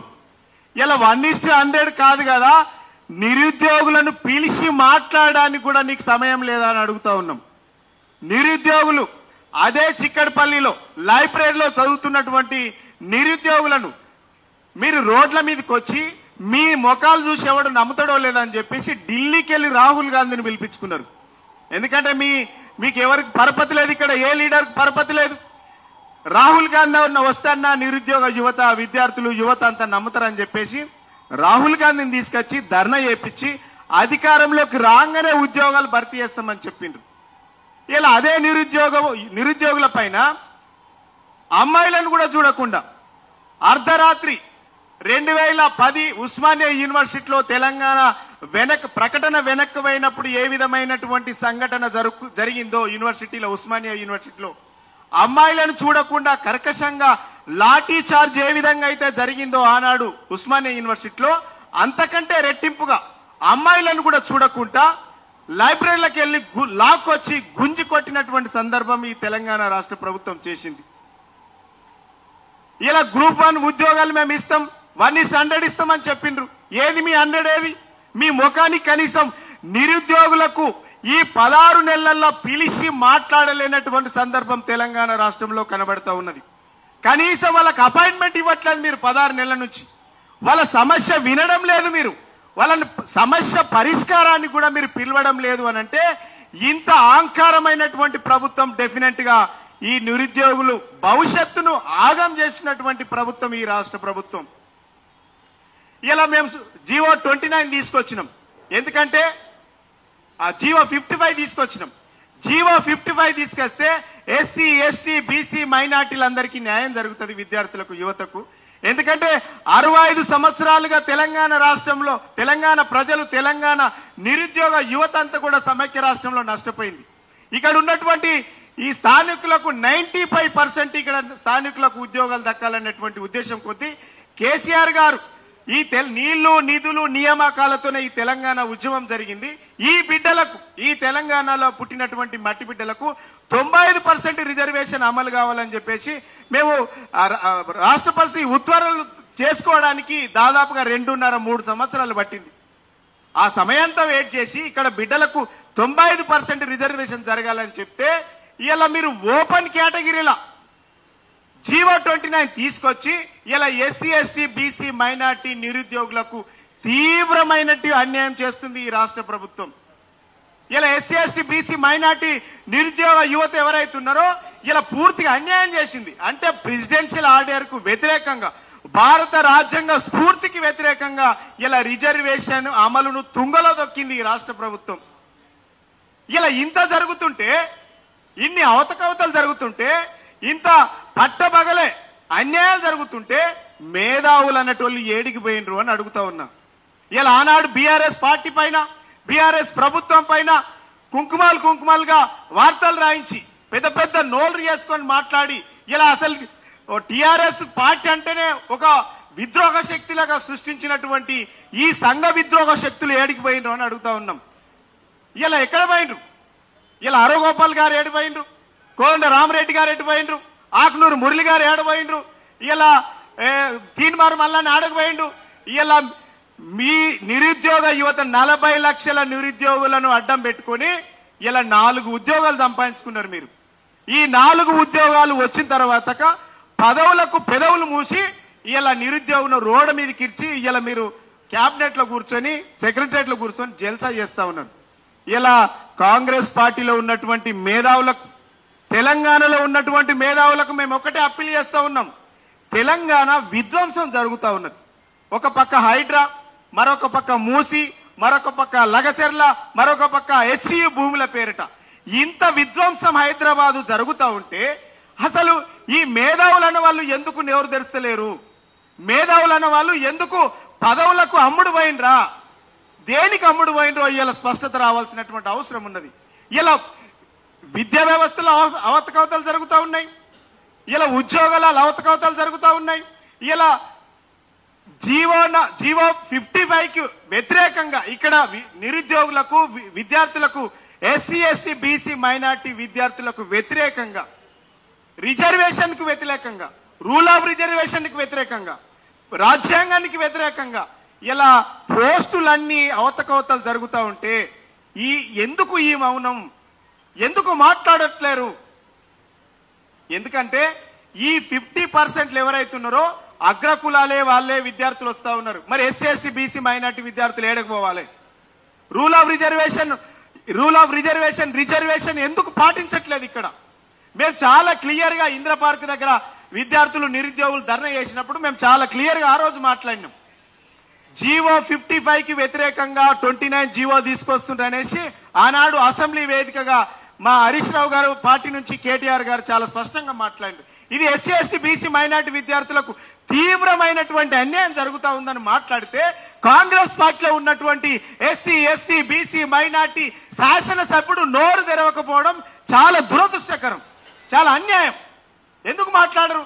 తెలంగాణ నిరుద్యోగంతా ఇంత ఆవేదనకు గురైతుంటే కాంగ్రెస్ పార్టీలో ఉన్నటువంటి ఎస్సీ, ఎస్టీ, బీసీ, మైనార్టీ శాసనసభ్యులు, మండలి సభ్యులు ఎందుకు నోరిప్పట్లేదు? రిజర్వేషన్ అమలు కాకపోతే మాట్లాడరు, హైదరాబాద్ విధ్వంసం జరుగుతుంటే మాట్లాడరు, ఎస్సీ, ఎస్టీ, బీసీల పైన కేసులు పెడుతుంటే మాట్లాడరు. ఇదెందుకు? ఈ ప్రభుత్వం ఎందుకు? ఈ ప్రభుత్వం ఎందుకు మరి ఈ రాష్ట్రానికి?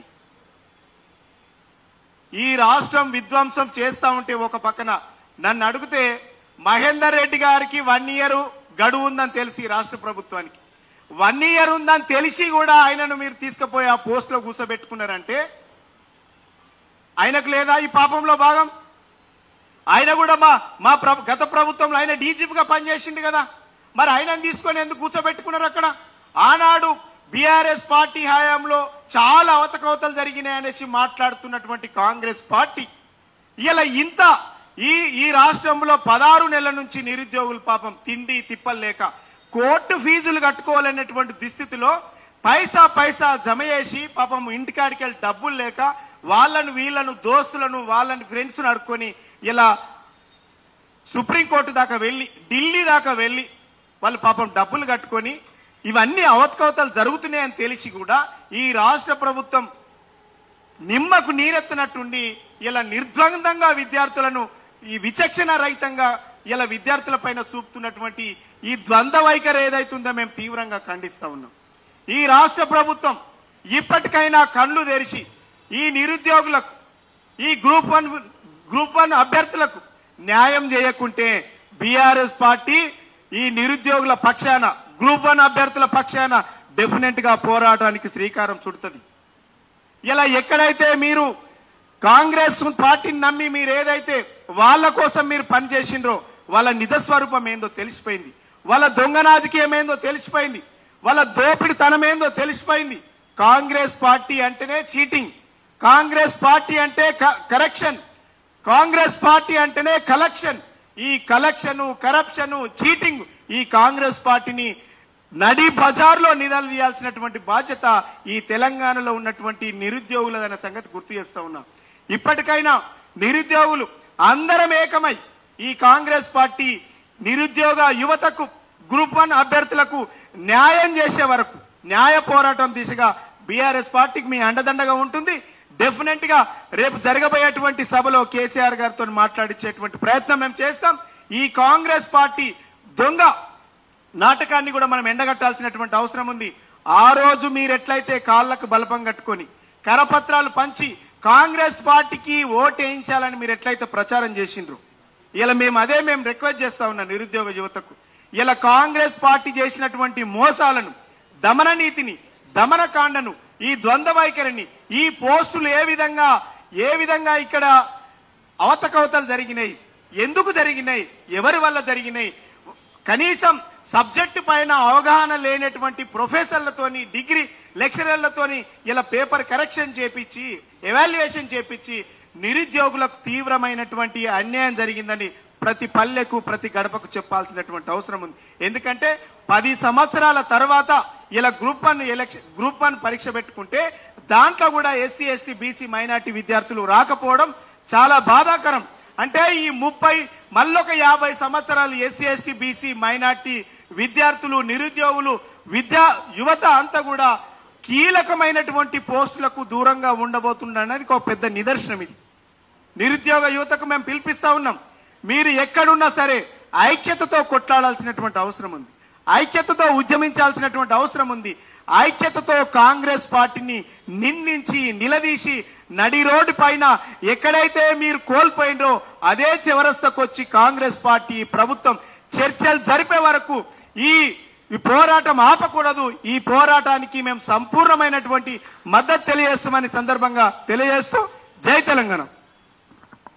వాస్తవానికి 2 to 5 కొంత లేట్ వల్ల ప్రెస్ మీట్ స్టార్ట్ కావడమే 1.5 గంటల లేట్ స్టార్ట్ అయింది. ఇప్పుడు పెద్దలు పృథ్వన్న గారు, తుర్క నరసింహన్న గారు ఉన్నారు ఫైనల్ గా. ఒక్కసారి ఇప్పుడు డాక్టర్ పృథ్వీరాజ్ యాదవ్ గారు తెలంగాణ క్రాంతి దళ రాష్ట్ర అధ్యక్షులు, నిరుద్యోగులందరికీ కొండంత అండగా ఉంటూ అటు ఫీల్డ్ లో ఇటు అన్ని రకాలుగా అండగా ఉంటున్నందుకు అన్నకు ప్రత్యేక అభినందనలు. ఇప్పుడు అన్నగారు ఈ సమస్య పరిష్కారానికి ఈ ఉద్యమాన్ని ఎట్లా ముందుకు తీసుకెళ్లాలో మా అందరికీ మార్గదర్శనం చేయాలని కోరుతున్నాం. Thank you. అందరికి నమస్కారం. జై తెలంగాణ. ఈ ప్రెస్ కాన్ఫరెన్స్ ద్వారా తెలంగాణ సమాజానికి మొత్తం జనాలకు కొన్ని వాస్తవాలు తెలియజెప్పే ప్రయత్నం జరుగుతున్నది. గత 10-15 రోజుల నుంచి సోషల్ మీడియాలో ప్రత్యూష కావచ్చు, జనార్దన్ కావచ్చు, విఠల్ కావచ్చు, నేను కావచ్చు, ఇంకా కొంతమంది మేమేదైతే గ్రూప్ 1 కు సంబంధించినటువంటి అంశంలో రిజల్ట్స్ ఏదైతే డిక్లేర్ అయినాయో దానికి సంబంధించిన వాటి గురించి దాంట్ లోపల ఎంత మోసం జరిగింది, ఎంత కుట్రలు చేసిండ్రు, దగాలు చేసిండ్రు, దారుణాలకు తెగబడ్డరో ఇవన్నీ సమాజం ముందు ఉంచేటువంటి ప్రయత్నం చేస్తా ఉన్నాం. ఇవన్నీ కోర్టులోకి ఈ ఇష్యూస్ అన్ని అంటే ఎట్లా దుర్మార్గాలు ఎట్లెట్లా చేసిండ్రు, మోసం ఎట్లెట్లా చేసిండ్రు అనే దానికి అనౌన్స్ చేసేటప్పుడేమో 100 మార్కులు హైయెస్ట్ అని చెప్పి అనౌన్స్ చేస్తుంది టీజీపీఎస్సీ. కానీ ఒక ఆస్పిరెంట్ కు పరీక్ష రాసినటువంటి పిల్లగానికి తెలంగాణ ఉద్యమానికి సంబంధించినటువంటి దాంట్లో 122 మార్కులని ఆయనకేమో మార్క్ షీట్లు వస్తుంది. కానీ వాళ్ళు అనౌన్స్ చేసినా 100 అని. ఈయన పోతాడు, ఆడికి పోతాడు, పిల్లగాడు పోతాడు, ఆడ పోయి అరే ఇదేంది మీరు గిట్ల అనౌన్స్ చేసిరు, నాకు ఇన్ని మార్కులు వచ్చినాగానే ఆ పిల్లగాని అక్కడిదక్కడ కూర్చోబెట్టిండ్రు, బెదిరించిండ్రు, భయపట్టించిండ్రు, మత్పరిచిండ్రు. నా దగ్గర వీడియో కూడా ఉన్నది, ఏమేమి జరిగిందో అంతా వీడియో కూడా ఉన్నది. వాళ్ళు ఆ పిల్లగాడు చెప్పిందే వీడియో ఉన్నది. ఏమైంది తెలియదు, 10 నిమిషాల తర్వాత చూస్తే ఆ డేటాబేస్ అందులో ఉండదు. జనార్దన్ చెప్పింది ఇంతకుముందు కేసులు పెట్టాలని కనుక ఉండేది ఉంటే మొత్తం టీఎస్పీఎస్సీ సహా ముఖ్యమంత్రిని కూడా బొక్కల వరేసేంత సామాన్ ఉన్నది ఇంట్లో మొత్తం ఈ కాగితాలలో మొత్తం వాళ్ళు పెట్టిన దాంట్లో అన్నిట్లల్లో. ఎక్కడన్నా ఈ భూమి మీద ఏ పరీక్షనన్నా పక్కకున్నోళ్ళు ముందు వెనక ఉన్నోళ్లకు 100 మందికి ఒకటే మార్కులు వస్తాయా? 0.5%, 0.5 ఉన్న ఒక మార్క్ ఎట్లా వస్తాయా?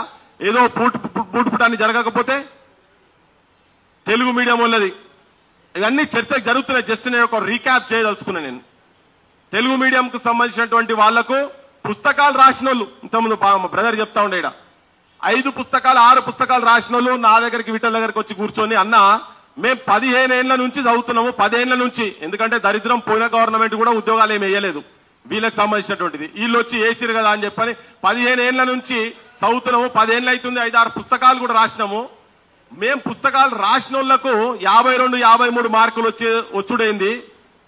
మేం చదువు చెప్పినటువంటి వాళ్ళు క్రాష్ కోర్సులలో నెల 15 రోజులు కోర్సులు చేసిన వాళ్లకు 120 పైన మార్కులు వచ్చుడు. ఇది ఎక్కడిదో విచిత్రం, మాకు అయితే అర్థమే తెలియదు ఇదంతా అని చెప్పని. ఏ దిక్కుకెళ్ళి చూసినా ట్రాన్స్పరెన్సీ లేదు. ఏదన్నా మాట్లాడితే బెదిరించుడు, కేసులు పెడతామనుడు. ఈ కేసులకు భయపడి చదువుకున్నోళ్లకు ఉద్యోగము లేక కన్నోళ్ల కష్టాలు కళ్ళతో చూడక చదువంత శాపమై బతుకంత భారమై ఉరిపోసుకుంటున్నదో తెలంగాణ, ఊరెళ్లిపోతున్నదో తెలంగాణ అనుకుంటా ఉద్యమంలో తిరిగినాం.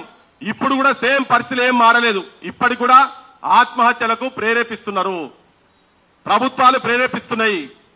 దొంగల చేతులకు పోయి డకాయిట్ల చేతులకు ప్రభుత్వం వచ్చింది. చాలా గంటాపదంగా చెప్తున్నా నేను, డకాయిట్ల చేతులలో ఉన్నది. ఇంతకుముందు ఆలీబాబా 40 దొంగలు పోయి 400 దొంగలన్నాం, ఇప్పుడు డకాయిట్ గాన్ల చేతులలో తెలంగాణ ఉన్నది. కనీసం పిలిచి ప్రజా ప్రభుత్వం లేదు, మన్ను లేదు, ఇదంతా ఉట్టి బక్వాస్.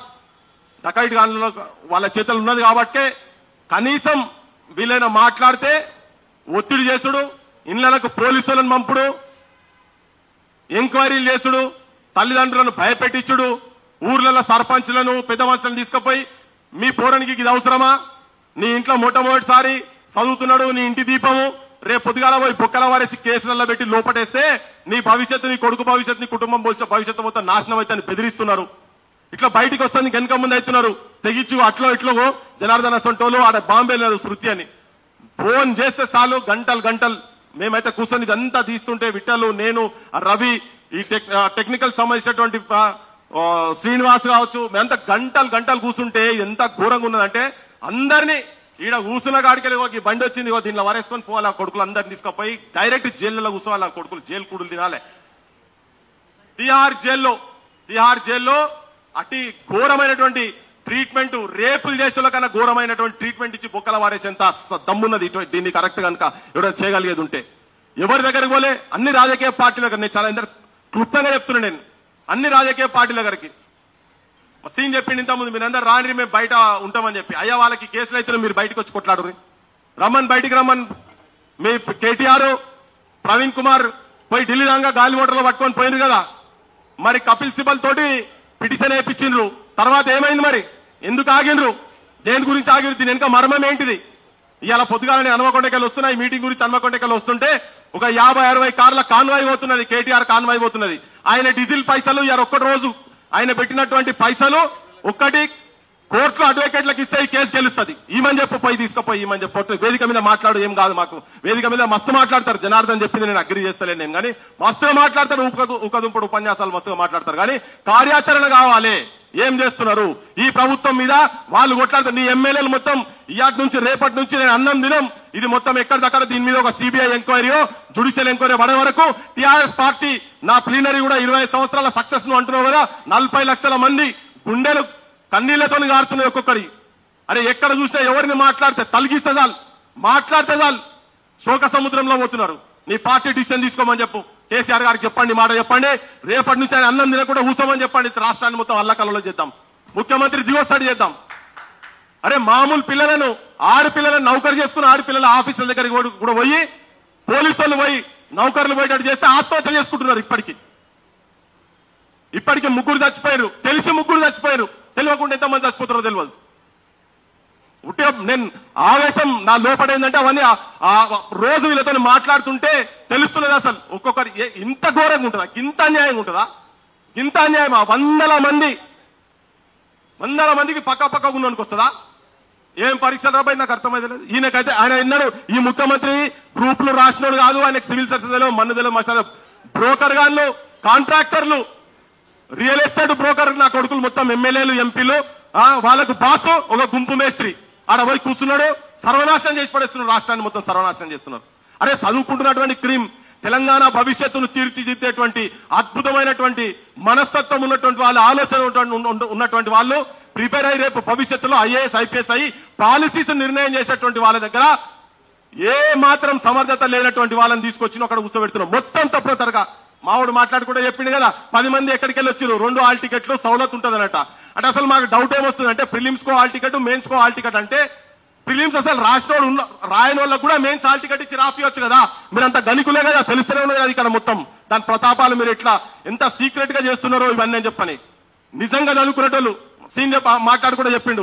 కడుపు అలా పెట్టుకుంటా కష్టపడుకుంటా ఫీజులకు ఇబ్బంది అవ్వకుండా చేస్తున్నట్టు కదా. మీ పార్టీ దగ్గర బొచ్చడు 1000 రూపాయలు ఉన్నాయి, 1000 కోట్ల రూపాయలు ఉన్నాయి కదా. ఈ పడై ఒక 10 కోట్లు పడేసేయండి. కపిల్ సిబల్ వాళ్ళతో కపిల్ సిబల్ అయ్యప్పని చెప్పాలి. బీజేపీ చెప్తున్నా నేను పైసా అనే నువ్వు మాట్లాడడం అయిపోయింది. నువ్వు మాట్లాడే గవర్నమెంట్ మాట మీ మీద మాట్లాడతాం. మీ బాధ్యత కూడా ఉన్నది. మీరు కూడా అవును మీరు ఎందుకు వెనక పోయినరు? మీ పార్టీ ఎందుకు వెనకకు పోయింది? నీ పార్టీ ఎందుకు వెనక పోయింది? ఎక్కడ పోయినరు? ప్రభుత్వం మీద మాట్లాడతాం, మీ మీద మాట్లాడతాం. రేవంత్ మీద మాట రేవంత్ డకైట్ అని మాట్లాడినాం. రేవంత్ బరాబర్ మాట్లాడు. నువ్వు ఎవరు చెప్పేందుకు బరాబర్ మాట్లాడతాం. నువ్వు ఎక్కడ పోయినా మీరు ఎక్కడ పోయినరు? మేము మాట్లాడుతున్నాం. నువ్వు పోయి ఏం చెప్పాలో అక్కడ మేము మాట్లాడుతున్నాం. మీరు అక్కడ ప్రభుత్వం మీద అన్ని మాట్లాడతాం. మీరు వచ్చింది కదా మీరు కొస్తేలేదాకా ప్రభుత్వం మీ మీద కూడా మాట్లాడతాం. ప్రభుత్వం మీద అన్ని రాజకీయ బీజేపీ మీద కూడా మాట్లాడతాం. తీసుకో రేపు పొద్దుగాలవో తీసుకో. అరే నువ్వు కొట్లాడే నీ ప్రవళిక ఎట్లా చచ్చిపోయింది? ప్రవళిక ఎట్లా చచ్చిపోయింది? నువ్వు తీసుకుపోయి 7 గంటల లోపల దహనం చేసిన మీ ప్రభుత్వంలో అందరు డైవర్ట్ కాదు. అందుకే పోయింది మీ ప్రభుత్వం. నువ్వు ఇట్లా మాట్లాడితే నువ్వు డైవర్ట్ కాదు. నువ్వు మైక్ ఉంచుకోదు. నేను కడుపు గాలి మాట్లాడుతున్నాం ఇక్కడ. నువ్వు కాదు నడవదు. బరాబర్ అన్ని పార్టీల గురించి మాట్లాడతాం. నువ్వు నాకు చెప్తా అందరి గురించి మాట్లాడతాం. ఎవరెవరు రంగులేమున్నాయో బీజేపీ గురించి మాట్లాడతాం. నేను కాంగ్రెస్ వాళ్ళు డకాయిట్లని బరాబర్ మాట్లాడతాం. నువ్వు చెప్పుడు కాదబ్బా. నువ్వు చెప్తేంది ప్రజాస్వామ్యం అట్లా కాదు. నేను అదే మాట్లాడుతున్నా.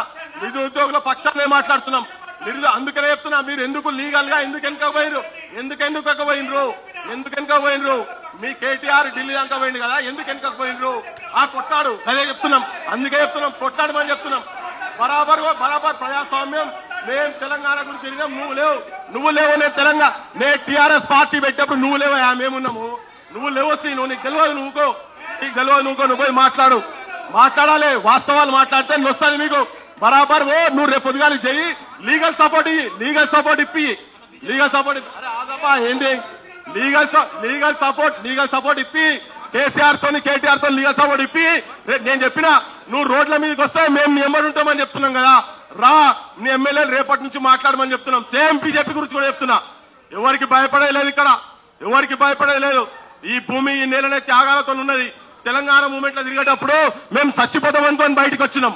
పెళ్లి లేకుండా తిరిగినాం మేము. ఇన్నవా ఎవరికేం భయపడేది ఏం లేదు. ఎవరైనా తీసుమార్కాన్ని కోయినాయే తీసుకున్నాయి అంతా.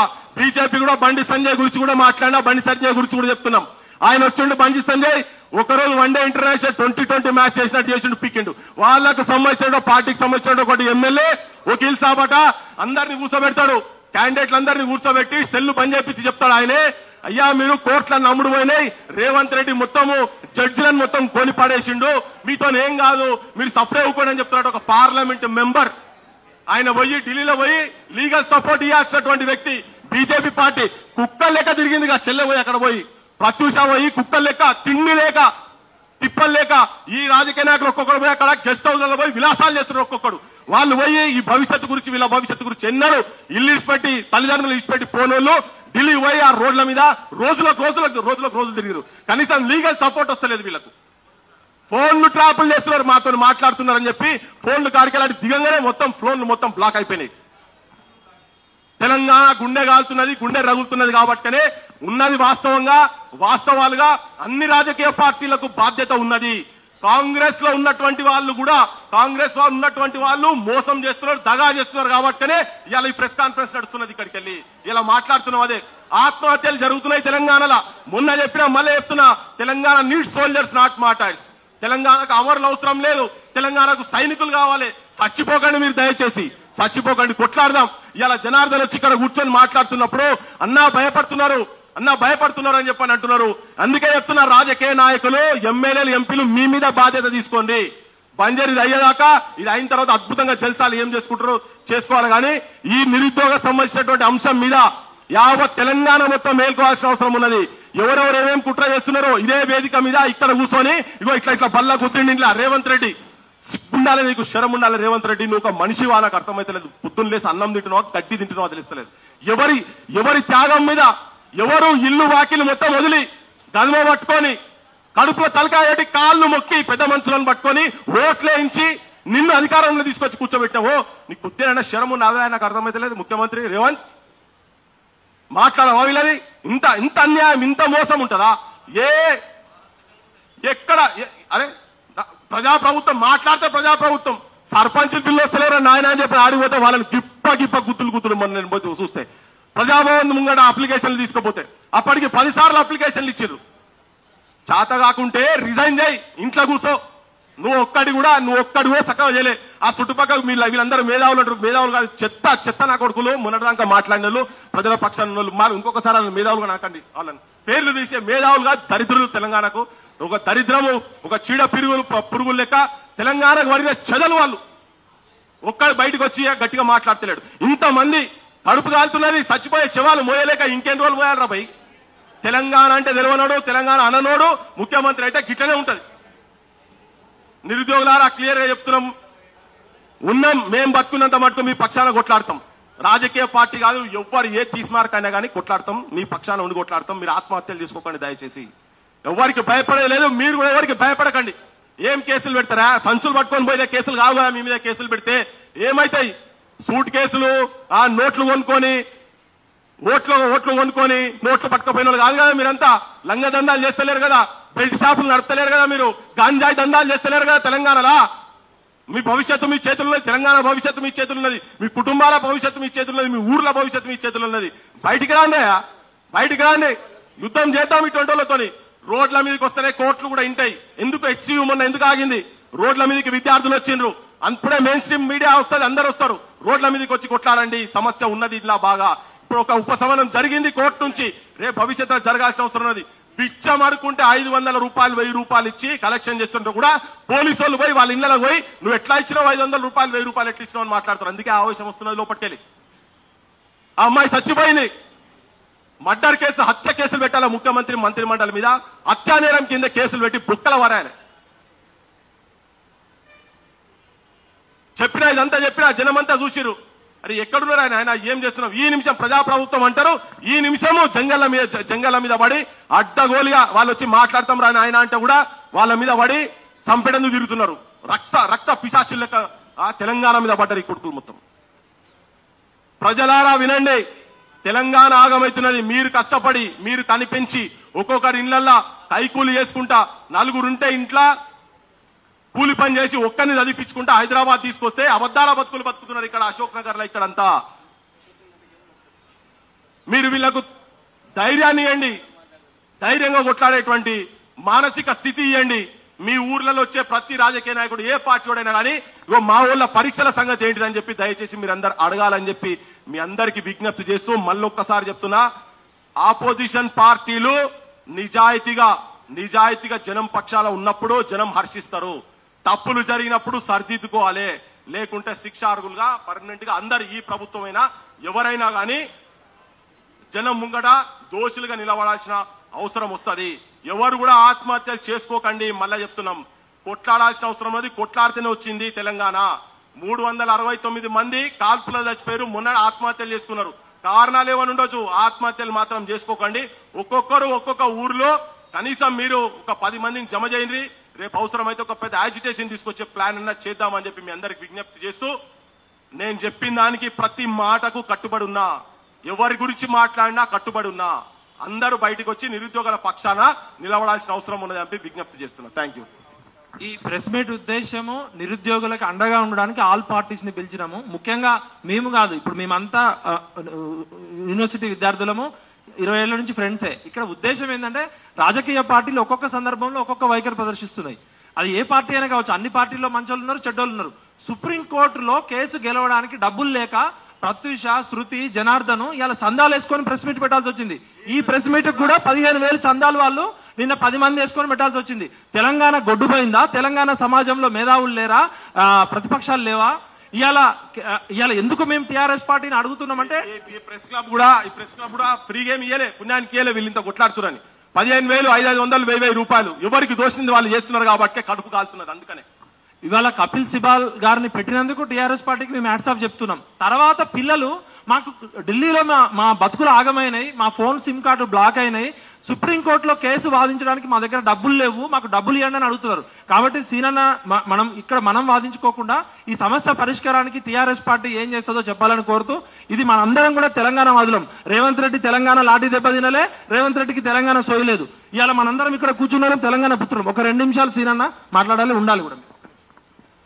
ఇప్పుడు నేనేమంటున్నా, ఈ ఇష్యూను మనం వచ్చింది నిరుద్యోగుల పక్షాన మాట్లాడడానికి, అంతే తప్ప ఒకరి మీద ఒకరు నిందలేసుకోవడానికి కాదు. నెంబర్ 1, నిరుద్యోగుల గ్రూప్ 1 సమస్యను హైకోర్టు నుంచి సుప్రీంకోర్టు దాకా తీసుకెళ్లినటువంటి ఘనత కూడా బీఆర్ఎస్ పార్టీ, అది గుర్తుపెట్టుకోవాలి. చేసిన వాడినే మీరు నిందలేయడము, నువ్వు 100 కార్లలో పోతున్నావు, 200 కార్ల, ఇది పర్సనల్ అటాక్ కరెక్ట్ కాదు. మీరు ఎక్కడికి వెళ్ళినా ప్రధాన ప్రతిపక్షంగా మీరు చెయ్యమని సలహా ఇవ్వండి, అంతే తప్ప మీరు పర్సనల్ అటాక్ చేస్తామంటే మేము నోరు మూసుకొని చేలు కట్టుకొని కూర్చోం. ఇది దయచేసి గుర్తుపెట్టుకోవాలి. మీరు నేను ఎంత క్లారిటీగా మాట్లాడినా నాకు రాకనా? మీరేడ చదువుకున్నా, నేను గానే చదువుకున్నా, మీరేం కొట్లాడినా నేను దానికోసం కట్లాడినా. కానీ మనుషులంటే గౌరవం, వయసు అంటే గౌరవం, వ్యక్తులంటే గౌరవం కాబట్టి నేను చాలా గౌరవంగా పద్ధతిగా మాట్లాడినా. నాకు మాటలు రాక కాదు, నేను తెలంగాణలో పుట్టిన, నాకు పౌరుషం లేదా. కానీ నేనేమంటున్నా, ఇష్యూ ఈజ్ గ్రూప్ 1 నిరుద్యోగులు వాళ్ళ పక్షాన కొట్లాడాలి.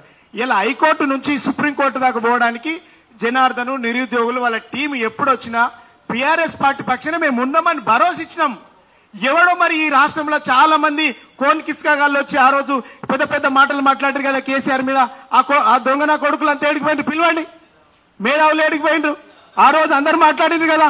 ఎవరు లేడు కదా, వాళ్ళ మీద నేనేమంటున్నా, మీరు చేసేటోళ్లను మాట్లాడు కాదండి. ఎవడైతే దొంగ సాటున్న ముఖం సాటేసుకున్నాడో, పెదవులు మూసుకొని ఇలా కుర్చీలలో ఏసీరంలలో కూర్చొని నిరుద్యోగులు రోడ్ల మీద తిరుగుతూ ఉంటే కనీసం అపాయింట్మెంట్ ఇప్పించనోడు ఉన్నాడు కదా, వాడి గురించి మాట్లాడండి. మీకు చిత్తశుద్ధి ఉంటే, దమ్ముంటే. మేము మాట్లాడేటోళ్ళ గురించి మాట్లాడండి. తెలంగాణకు ఈ తెలంగాణ ప్రజలకు శ్రీరామ రక్షగా అండగా ఉన్నది బీఆర్ఎస్ పార్టీ. ఎవడు మాట్లాడన్నాడు, అన్ని వర్గాల పక్షాన బీఆర్ఎస్ పార్టీ కేసీఆర్ గారు మాట్లాడిండు. ఇవాళ కూడా హైడ్రా లేకుంటే మూసి లగచర్ల సెంట్రల్ యూనివర్సిటీల పైన మాట్లాడుతుంది బీఆర్ఎస్ పార్టీ. అరే ఇలా రాష్ట్రం అంతా అల్లకోలాలం అవుతుంది, మరి బీజేపీ పార్టీ ఉంది, మిగిలిన రాజకీయ పార్టీలు ఉన్నాయి, ఒకటి వాటి గురించి మాట్లాడు.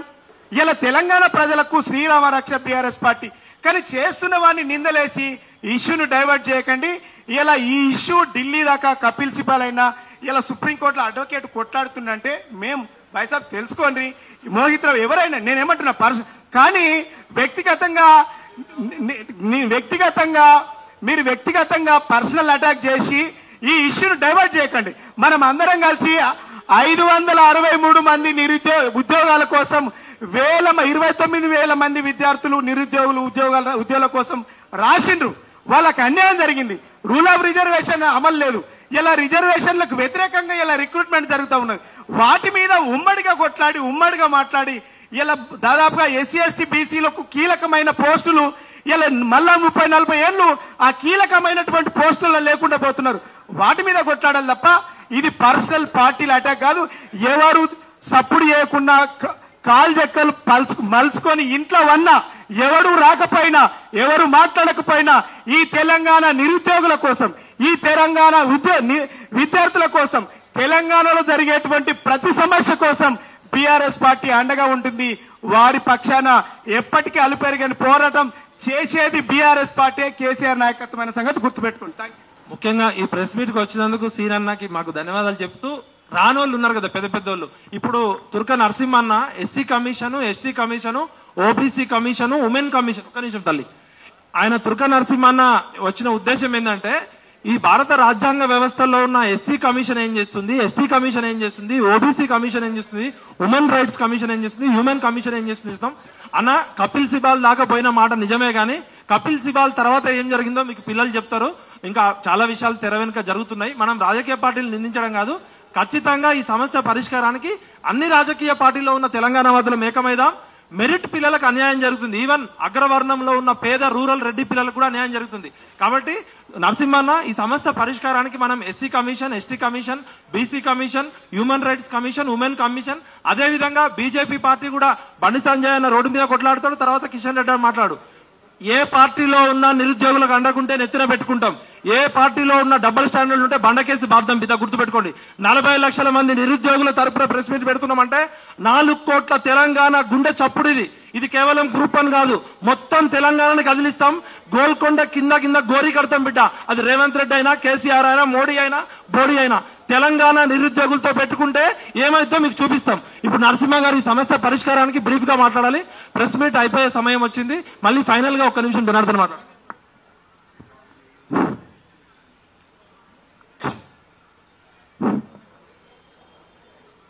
వేదిక మీద ఉన్న పృథ్వీ అన్న, విఠల్ భాయ్, మిగతా పెద్దలు, మరి తోటి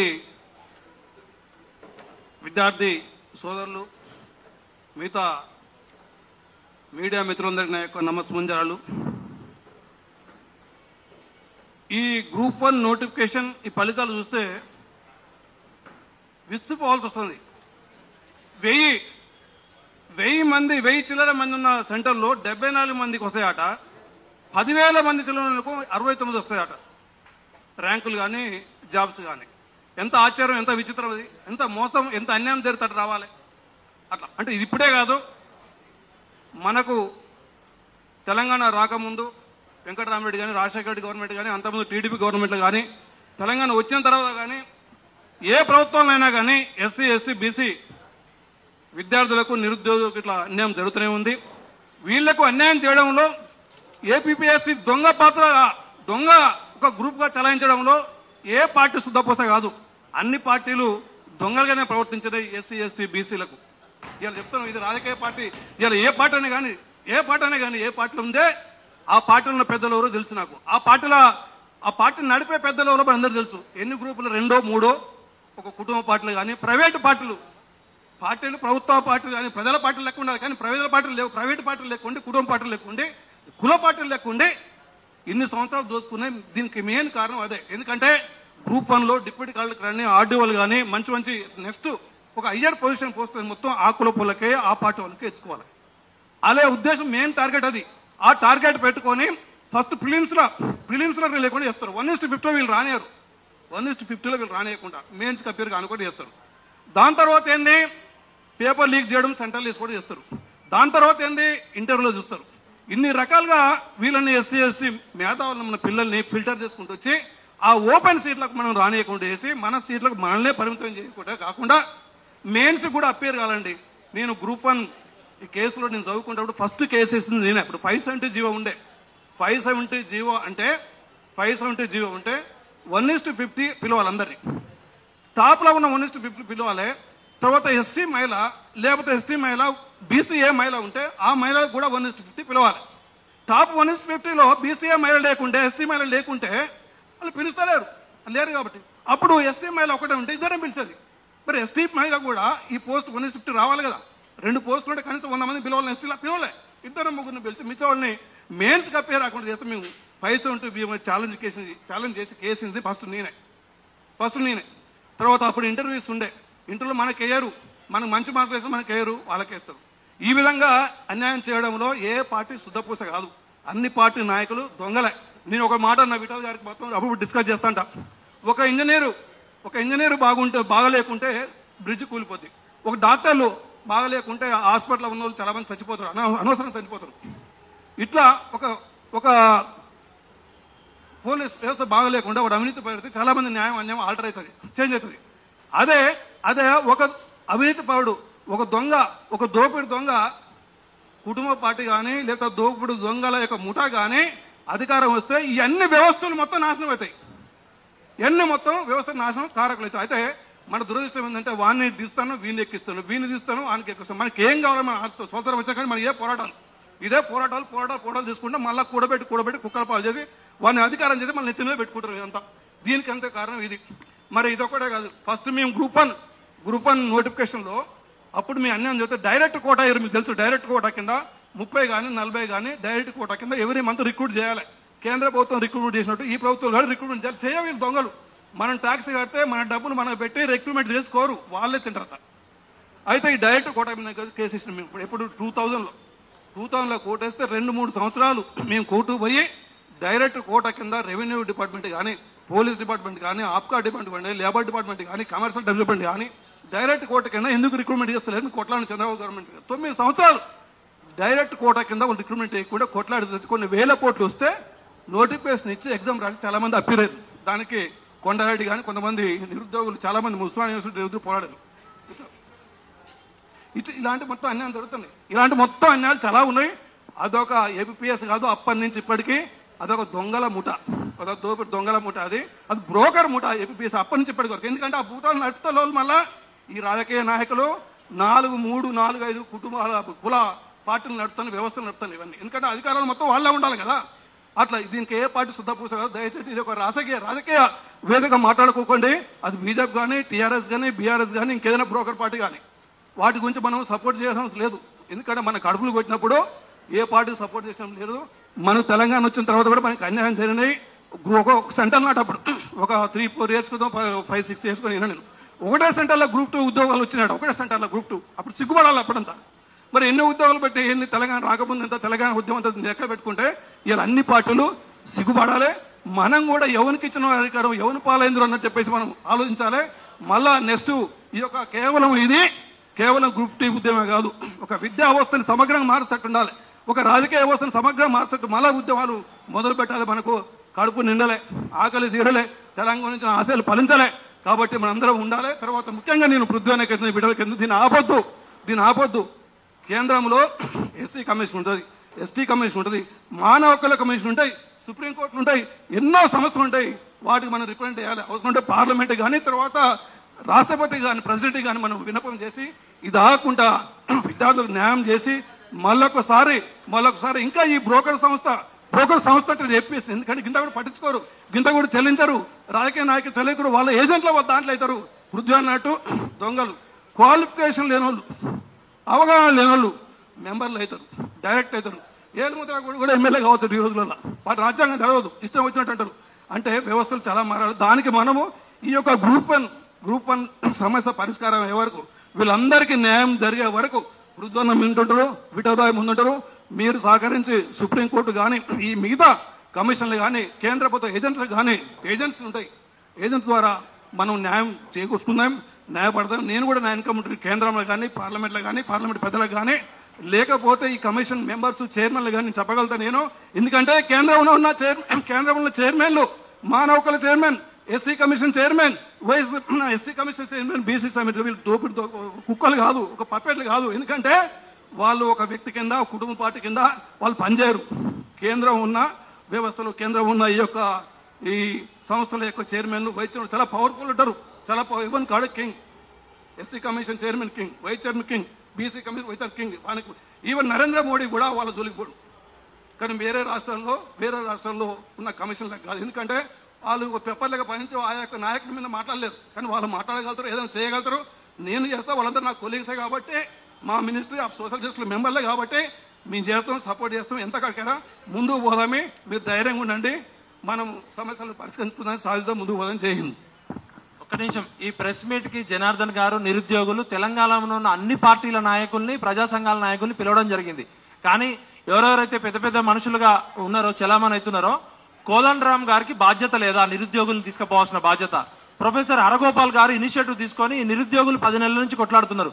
కోదండరామ్ గారు, హరగోపాల్ గారు, నేను, మేమంతా కలిసి పౌర సమాజం అని పెట్టుకుని కాంగ్రెస్ పార్టీని అధికారంలో తీసుకోవడానికి మా ఇంటికి స్వయంగా దీపాదాస్ మున్షి గారు, అజయ్ కుమార్ గారు వచ్చి 3 నెలలు మా చుట్టూ తిరిగిరు. రియాజ్ గారు ఉన్నారు ఇవాళ. రియాజ్ గారు మరి గ్రూప్ 1 అభ్యర్థులు మాట్లాడుతున్నారు కదా, రియాజ్ గారు టీఎస్పీఎస్సీ చైర్మన్ అపాయింట్మెంట్ తీసుకొని నిరుద్యోగులు తీసుకెళ్లొచ్చు కదా. బల్మూరు వెంకటో, మానవతారాయో, లేకపోతే కాంగ్రెస్ పార్టీ నాయకులు కాదు మాట్లాడాల్సింది. టీఎస్పీఎస్సీ అనేది రాజ్యాంగబద్ధమైన సంస్థ, టీజీపీఎస్సీ అనేది. అట్లాంటి స్వయం ప్రతిపత్తి సంస్థ గురించి ముఖ్యమంత్రి కూడా మాట్లాడకూడదు. స్వయంగా ముఖ్యమంత్రి గారు అక్టోబర్ 18, 19 ప్రెస్ మీట్ పెడితే ఆయన కనీస అవగాహన లేకుండా జీవో నెంబర్ 29 గురించి మాట్లాడుతూ 59 అంశాలు చెప్పిండు, 55 గురించి మాట్లాడుతూ 29 అంశాలు చెప్పిండు. అంటే ఒక ముఖ్యమంత్రికి, 4 కోట్ల ప్రజల తరపున పాలించే ముఖ్యమంత్రికి ఒక కీలకమైన గ్రూప్ 1 గురించి కనీసం అవగాహన లేదని అక్టోబర్ 18, 19 తారీఖు రేవంత్ రెడ్డి గారి ప్రెస్ మీట్ పెట్టి రేవంత్ రెడ్డి గారిని తప్పుదోవ పట్టించిన దొంగనా కొడుకులు ఎవరు? ఒక నవీన్ నికోలస్ అనేటోడు ఎందుకు మౌనంగా ఉన్నాడు? టీజీపీఎస్సీ చర్చలు జరపదా? అదేమన్నా పాకిస్తాన్ లో ఉందా? కసబా వాళ్ళు టీజీపీఎస్సీ ఆఫీసుకి వెళ్తే 100 మంది పోలీసులు, వాళ్ళకి పహారా అవసరమా? టీజీపీఎస్సీ ఆఫీస్ చైర్మన్లు వాళ్ళంతా మారిరు. టీజీపీఎస్సీ అంత గొప్ప సంస్థ అయితే ఒక జనార్దన్ రెడ్డి గారి దగ్గర ఉండాల్సిన పాస్వర్డ్ ఒక అవుట్ సోర్సింగ్ ఉద్యోగి దగ్గర ఎట్లెళ్ళింది? అవుట్ సోర్సింగ్ ఉద్యోగి దగ్గర గర్ల్ ఫ్రెండ్ కి ఎట్లెళ్ళింది? ప్రిలిమ్స్ పత్రాలు అమ్ముకున్నారు, మెయిన్స్ పరీక్షా పత్రాలు అమ్ముకున్నారు. ఒక 13 సంవత్సరాల నుంచి ఒక పరీక్ష నిర్వహించలేని చేతగాని దద్దమ్మలు ఈ ప్రభుత్వాలు, ఈ రాజకీయ పార్టీలు. వేరే దేశాల్లో అయితే వీళ్ళని రాళ్లతో కొట్టి చంపుతారు. బిడ్డ ఓపిక పట్టినంత వరకే పడతాం. 40 లక్షల మంది నిరుద్యోగులు రోడ్ల మీదకి వస్తే ఏ ఆర్మీ ఆపలేదు. అన్ని రాజకీయ పార్టీలకి సీరియస్ వార్నింగ్ ఇస్తున్నాం.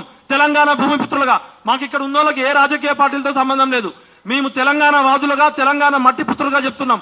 మంచి చేస్తే నెత్తిన పెట్టుకుంటాం, తప్పు చేస్తే బండకేసి బాద్దాం.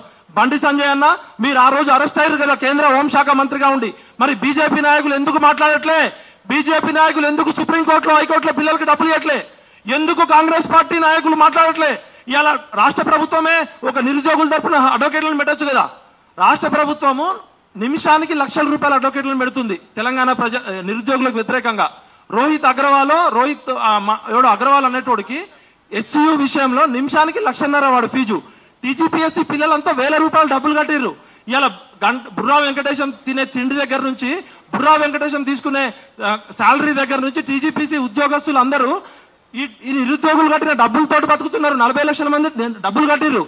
వీళ్ళు కట్టితే డబ్బులు వీళ్ళకి వ్యతిరేకంగా ఢిల్లీలో లాయర్లను పెడుతున్నారు. ఇవాళ రేవంత్ రెడ్డి ప్రభుత్వానికి సిగ్గు శరం ఉంటే ప్రజాపాలన అని చెప్తున్నాడు కదా. Mister Rahul Gandhi, I'm asking you straight forward. One side you are holding Constitution of India, one side you are destructing the Constitution of India in Telangana. Shame on you, Rahul Gandhi. Shame on you, Priyanka Gandhi. Shame on you, Sonia Gandhi. రాజ్యాంగాన్ని కాపాడుతున్నామని చెప్తున్న ప్రజాపాలనలో GO number 29 ఏ విధంగా వస్తుంది? Gate number 1లోనే SC ST బీసీలను ఏ విధంగా ఆపేస్తారు? కాబట్టి ఆకునూరి మురళి కావచ్చు, కోదండ రామ్ కావచ్చు, గంటా చక్రపాణి కావచ్చు, ఎవరైనా సరే, హరగోపాల్ సార్ కావచ్చు, హరగోపాల్ సార్ ఫోన్ చేసి అపాయింట్మెంట్ ఇప్పించచ్చు కదా. మేధావులంతా చచ్చిపోయారా? బతికిలేరా మీరంతా? అంటే పదవులు ఉన్నప్పుడు పెదాలు మూసుకుంటారు. బిడ్డ గుర్తుపెట్టుకోండి, మేము గౌరవం ఇస్తే మీకు ఆ గౌరవం దక్కింది. మేము గౌరవం ఇయ్యని రోజు మీరు పెద్ద మనుషులు కాదు, మీరు మేధావులు కాదు, ఉట్టి మేధావులు. మేధావులు ఆయనకేం సంబంధం లేదు. పూర్ణచంద్రబాబు అండి.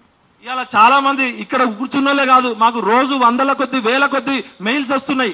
టీజీపీఎస్సీకి 10,000 మెయిల్స్ వచ్చినాయి. ఎందుకు ఆన్సర్ చేయరు? ఈ ప్రపంచ చరిత్రలో ఒక్క ఎగ్జామ్ కి 2 హాల్ టికెట్లు ఎక్కడైనా ఉన్నాయా? యూపీఎస్సీ ఎప్పుడైనా 2 హాల్ టికెట్లు ఇచ్చిందా? యూపీఎస్సీ ఎగ్జామ్ ఓఎంఆర్ షీట్ మీద ఎత్తు, పొడుగు, వయసు, కులము, మతము, ప్రాంతము, డేట్ ఆఫ్ బర్త్ అడిగిందా? కాబట్టి ఇలా చెప్పుకుంటూ పోతే చాలా ఉన్నాయి. ఇప్పటికీ మేము రిక్వెస్ట్ చేస్తున్నాం తెలంగాణ సమాజం తరఫున, నిరుద్యోగులారా భయపడకండి. బండెనక బండి కట్టి ఏ బండిలో పోతావు కొడక, నైజాము సర్కార్ రోడా, నాజీల మించి రోడా, గోల్కొండ కింద గోరీ కడతామని చెప్పిన ఈ ప్రాంతం నుంచి పృథ్వన్న వారసులుగా, ముచ్చర్ల సత్యనారాయణ వారసులుగా చెప్తున్నాం. ఇప్పటికైనా ప్రభుత్వం కళ్ళు తెరిచి చర్చలు జరపాల్సిందే. డెమోక్రసీ అంటేనే డిబేటు, డిస్కషన్, డైలాగు. బుర్రా వెంకటేశ్వరం పీకుడుగాడు కాదు, లేకపోతే మహేందర్ రెడ్డి పీకుడుగాడు కాదు. మీరు మా జీతగాళ్ళు, మేము పెట్టిన డబ్బులతో బతికేటోళ్ళు. మీరు మా మీద పెత్తనం చేయాలని చూస్తే ఎంత మంది మీద కేసులు పెడతారో పెట్టండిరా. మీకు దమ్ముంటే ఈ ప్రెస్ మీట్ పెట్టి అందరి మీద కేసులు పెట్టండి. మేము నిజం కోసం బతికేటోళ్ళం. మేము రేపు పొద్దున పిలిస్తే వస్తాం. ఈ విద్యాశాఖ మంత్రి లేడు ఈ రాష్ట్రంలో, ముఖ్యమంత్రి పలకడు, టీజీపీఎస్సీ సెక్రటరీలు, ఐఏఎస్లు పలకరు. మరి ఎవరి దగ్గరకు పోవాలి? వీళ్ళు కళ్ళం పట్టిన చేతులు గన్నులు పట్టాలా? రోడ్ల మీదకి రావాలా? ఏ రాజకీయ పార్టీలు అయితే నిజాయితీగా నిరుద్యోగుల పక్షాన్ని ఉంటాయో వాళ్ళకి మేము సపోర్ట్ చేస్తాం. అది ఏ రాజకీయ పార్టీనైనా ఎండకడతాం. ఈ ప్రెస్ మీట్ కు వచ్చినందుకు ముఖ్యంగా మా మిత్రుడు ఎర్రోల సీనానికి, బుద్ధన్న గారికి, తుర్కా నరసింహన్న గారికి, పెద్దలు పూర్ణచంద్రరావు గారికి, ప్రెస్ ముఖ్యంగా మీడియాకి ఇంత ఎండాకాలంలో రేకుల షెడ్డు కింద 4 గంటల పాటు వెయిట్ చేసి మా కవర్ చేసిన సోషల్ మీడియా వారియర్స్ కి, రాని మెయిన్ స్ట్రీమ్ మీడియాకు కూడా వార్నింగ్. మీ పత్రికలు, మీ ఆఫీసులు తగలబెడతాం, గుర్తుపెట్టుకోండి. 40 లక్షల మంది నిరుద్యోగుల తరఫున మెయిన్ స్ట్రీమ్ మీడియాకి వార్నింగ్ ఇస్తున్నాం. రేపు పొద్దున్న నుంచి గ్రూప్స్ నిరుద్యోగుల వార్త రాకపోతే ఆ పత్రికలను తగలబెడతాం. తర్వాత మీ పత్రిక ఆఫీసులు కూడా తగలబెడతాం. తెలంగాణ అంటే గుర్తుపెట్టుకోండి, ప్రాణాలకు తెగించి కొట్లాడినాం. మేము మెయిన్ స్ట్రీమ్ మీడియాని రిక్వెస్ట్ చేస్తున్నాం. మీరు రేవంత్ రెడ్డి ఇచ్చిన డబ్బులకో, రాజకీయ పార్టీని ఇచ్చిన డబ్బులకో అమ్ముడుపోతే ఫస్ట్ టార్గెట్ చేసేది మెయిన్ స్ట్రీమ్ మీడియానే. సోషల్ మీడియాకి హ్యాట్స్ ఆఫ్ చెప్తున్నాం. ఈ పత్రికా సమావేశానికి వచ్చిన మెయిన్ స్ట్రీమ్ మీడియాకి హ్యాట్స్ ఆఫ్ చెప్తున్నాం. మా నిరుద్యోగుల గొంతుకొక నిలుస్తున్న న్యాయ నిర్ణేతలకి హ్యాట్స్ ఆఫ్ చెప్తున్నాం. ఇవాళ జడ్జీల ఇళ్లలో ఢిల్లీలో ఫైర్ ఇంజన్లు వచ్చి డబ్బులు తగలబెడుతున్నాయి. డబ్బులు తగలబెడుతుంటే ఫైర్ ఇంజన్లు ఆర్పుతున్నాయి. ఒక్కొక్క జడ్జీల ఇళ్లలో డబ్బులు తగలబెడుతున్నాయి. న్యాయ వ్యవస్థను కూడా ప్రశ్నిస్తాం. న్యాయ వ్యవస్థలో న్యాయం నిజాయితీ ఉంటే సల్యూట్ చెప్తాం. న్యాయ వ్యవస్థ అమ్ముడు పోతే కూడా ప్రశ్నిస్తాం. తెలంగాణ అంటే త్యాగం, తెలంగాణ అంటే తెగింపు, తెలంగాణ అంటే ధైర్యం, తెలంగాణ అంటే నిజాయితీ. ఇవన్నీ వారసత్వంగా కలిగిన ముచ్చర్ల సత్యనారాయణ గారి వారసులుగా, కేశవరావు జాదవ్ వారసులుగా చెప్తున్నాం. పదవులు ఉన్నప్పుడు పెదాలు మూసుకునే పెద్ద మనుషులు కాదు మాకు కావాల్సింది. కోట్ల రూపాయలు ఇవ్వగానే గవర్నమెంట్ డబ్బులు కొట్టే డబ్బా మనుషులు కాదు మాకు కావాల్సింది. నిజాన్ని నిజంగా చెప్పే పెద్ద మనుషులరా రేపటి నుంచి మాట్లాడండి. మాట్లాడకపోతే తెలంగాణ ద్రోహులుగా మీ లిస్టే పెడతాం. ఇది ఒక తెలంగాణ విటన ఆవేదన కాదు. తెలంగాణ నిరుద్యోగుల తరపున ఇంతమంది మాకు పంపించారు. 100ల కొద్ది డాక్యుమెంట్లు ఉన్నాయి. అదేవిధంగా తులసి చందులాగా, తొలివెలుగు రఘులాగా ఇక్కడ చాలా ఛానల్స్ స్పెషల్ స్టోరీస్ చేస్తున్నాయి. కాబట్టి నిరుద్యోగుల పక్షాన నిలబడుతున్న సోషల్ మీడియా వారియర్స్ అందరికీ హ్యాట్స్ ఆఫ్. ఈ ప్రెస్ మీట్ కండక్ట్ చేసే అవకాశం ఇచ్చిన జనార్దన్ కి, ప్రత్యూషకి, రవికి, శృతికి, జ్యోతికి, కిరణ్ కి, తమ్ముడు ప్రవీణ్ కి అందరికీ చెప్తున్నాం. ఇది ఏ కులానికో, ఏ మతానికో, ఏ ప్రాంతానికో కాదు. అగ్రవర్ణ పేదలకు కూడా అన్యాయం జరిగింది. తెలుగు మీడియం పిల్లలకు అన్యాయం జరిగింది. కాబట్టి మొత్తానికే ఈ పరీక్ష అనేక అనుమానాలకు దారితీస్తుంది. కాబట్టి మీకు నిజంగా నిజాయితీ ఉంటే రేపు పొద్దున మా టీంతో చర్చలు జరపండి, మా సమాధానం నివృత్తి చేయండి. లేకపోతే రేవంత్ రెడ్డి గారు ఈ తప్పంతా మీ అకౌంట్ లోనే పడుతుంది. దయచేసి ఇప్పటికైనా సేవ్ తెలంగాణ, సేవ్ డెమోక్రసీ ఒకసారి అందరం అభివాదం చెప్దాం నిరుద్యోగులకి సపోర్టుగా.